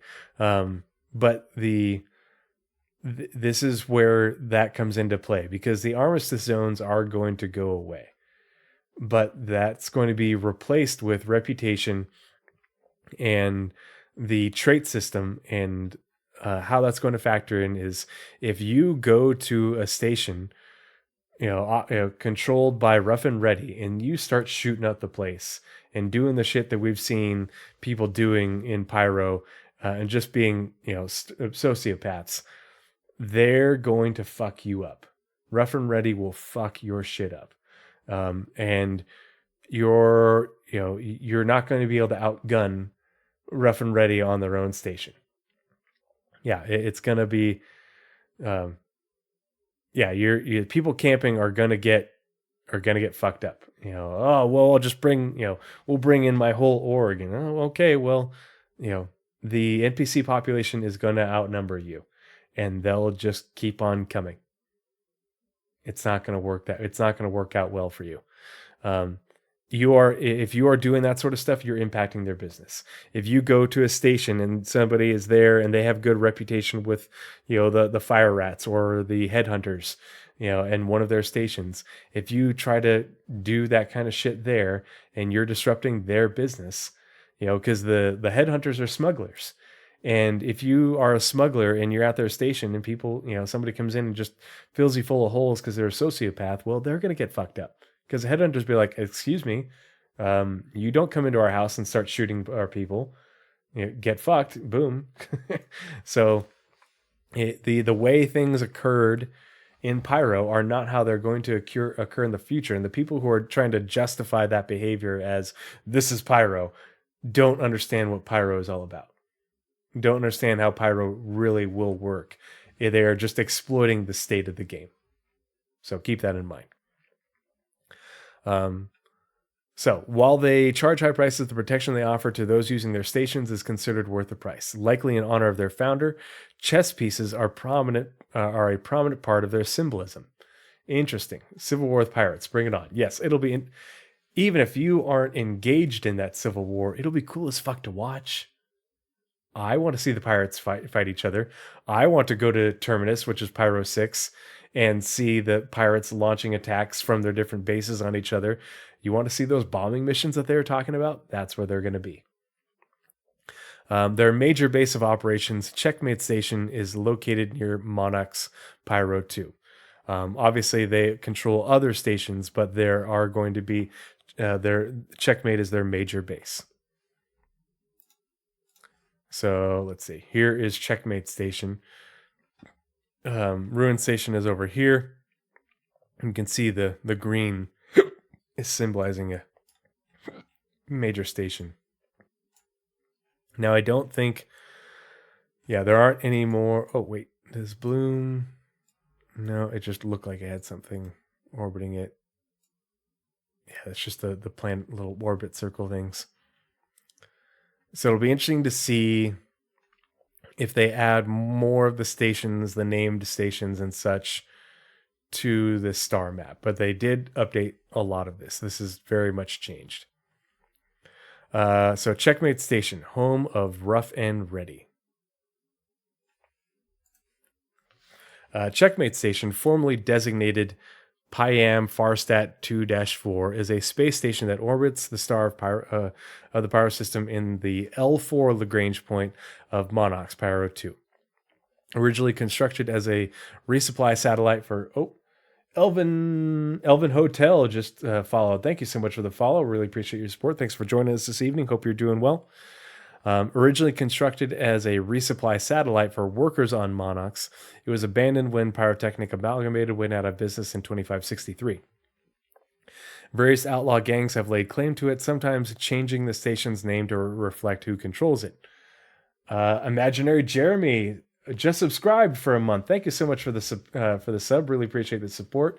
Everybody, if you're hanging out and chatting, and you followed, oh man, thank you so much. I love you, buddy.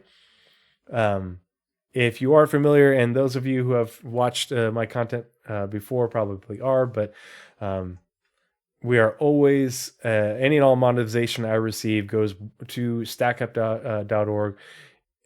In its entirety, 100%. So ad revenue, subscriptions, all of it. I keep nothing for myself. In fact, when I do get a payout, I round it up to the next highest $50 and with my own money and donate that to stackup.org. So I just got a payout and I forget how much it was. I need to make that donation, but when I make the donation to stackup.org, I post the receipts of how much I received from Twitch or YouTube, and then how much I donated to stackup.org. I post that on my Twitter as well as in my Discord. putting my money where my mouth is, and actions speak louder than words. So yeah, I'm all about the mission. And as of this year, including the direct donations via Twitch, which I turned off because Twitch takes a cut, and so I prefer to just have people use the link that's in Discord. And so if you put exclamation point in chat, exclamation point charity in chat, sorry. Stack the fuck up. 07. All right. If you put exclamation point charity in chat, I'll do that right now. It gives you the donor drive link, and that's how you can donate directly to my donor drive. Once Twitch actually takes the money and sends it over to stackup.org, the donor drive amount gets updated. But I know that we are, well over $1,000, probably closing in on $2,000 this year, and definitely since I started a little over a year ago. Basically, it was like October last year. So again, thank you so much for the support, Imaginary Jeremy. And if you want to donate directly to stackup.org, everybody in chat, you are free to do so. Really appreciate it. I need to get a thing going so that way if somebody donates, it shows up in the chat. I'll figure that out eventually. But every donation I see in my donor drive, I do respond to. Let's see. So yeah, currently the Rough and Ready gang are. So currently, this is important because I do expect the stations, the control of the different stations to change over time, into ebb and flow. And I do think that like the spray paint, the tagging system, and what NPCs are walking around, will have the ability to change if another gang takes it over. And so like people can work with headhunters in order to retake Ruin Station, and that the look of Ruin Station will change, or Checkmate Station, or Obituary, or oh gosh, what's the other one? Help me out, chat. What's the name of the other station? The one that didn't have an armistice zone. Fuck. I'm blanking on it. Anyway, the group allows travelers through Pyro to stop at Checkmate Station to refuel their ships, purchase supplies, and indulge in Interpoint Station. Patch City, thank you. And indulge in entertainment. So that's Checkmate Station. So let's go ahead and is Samsonite another name for another station? I didn't, I didn't get a chance to explore the star map as much as I would like, just because when I was playing the Pyro preview, I was doing missions and relic hunts and stuff, so that was a lot of fun. Oh, Dumb and Dumber reference, gotcha. All right, let's go ahead and we'll switch back to the other screen.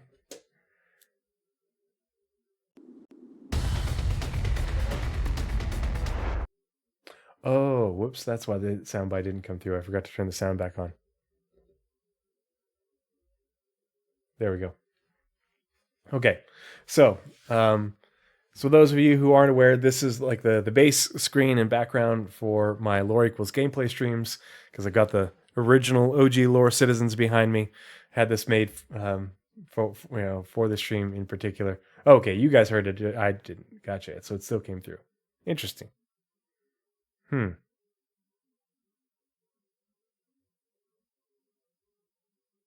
didn't know that did that. Okay. I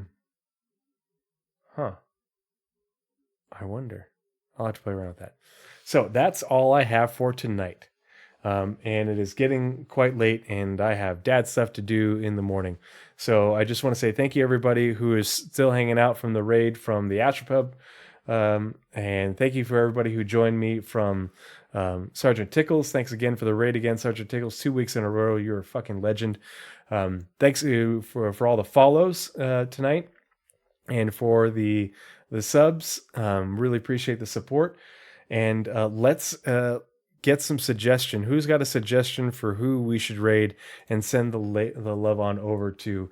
Because we want to pass it on and show someone else some support. Let's see. Verity is playing Star Citizen. She's got 153 people right now. Anyone got any suggestions for maybe a smaller streamer, somebody who's trying to reach partner, somebody who's putting in the work? Maiden Ariane is still okay. So Maiden Ariana. All right. Let's see. Let's Corsac. Am I spelling that right? Oh, underscore. Corsac's playing Stalker Anomaly. Let's try and keep it Star Citizen. Let's do Maiden, because I have interacted with them before, and they've got 50 people right now. So let's go ahead and send them some love, send them some support, and let's start that raid. Cheers, everybody! Thanks for coming and hanging out. This will be up on my YouTube on Sunday.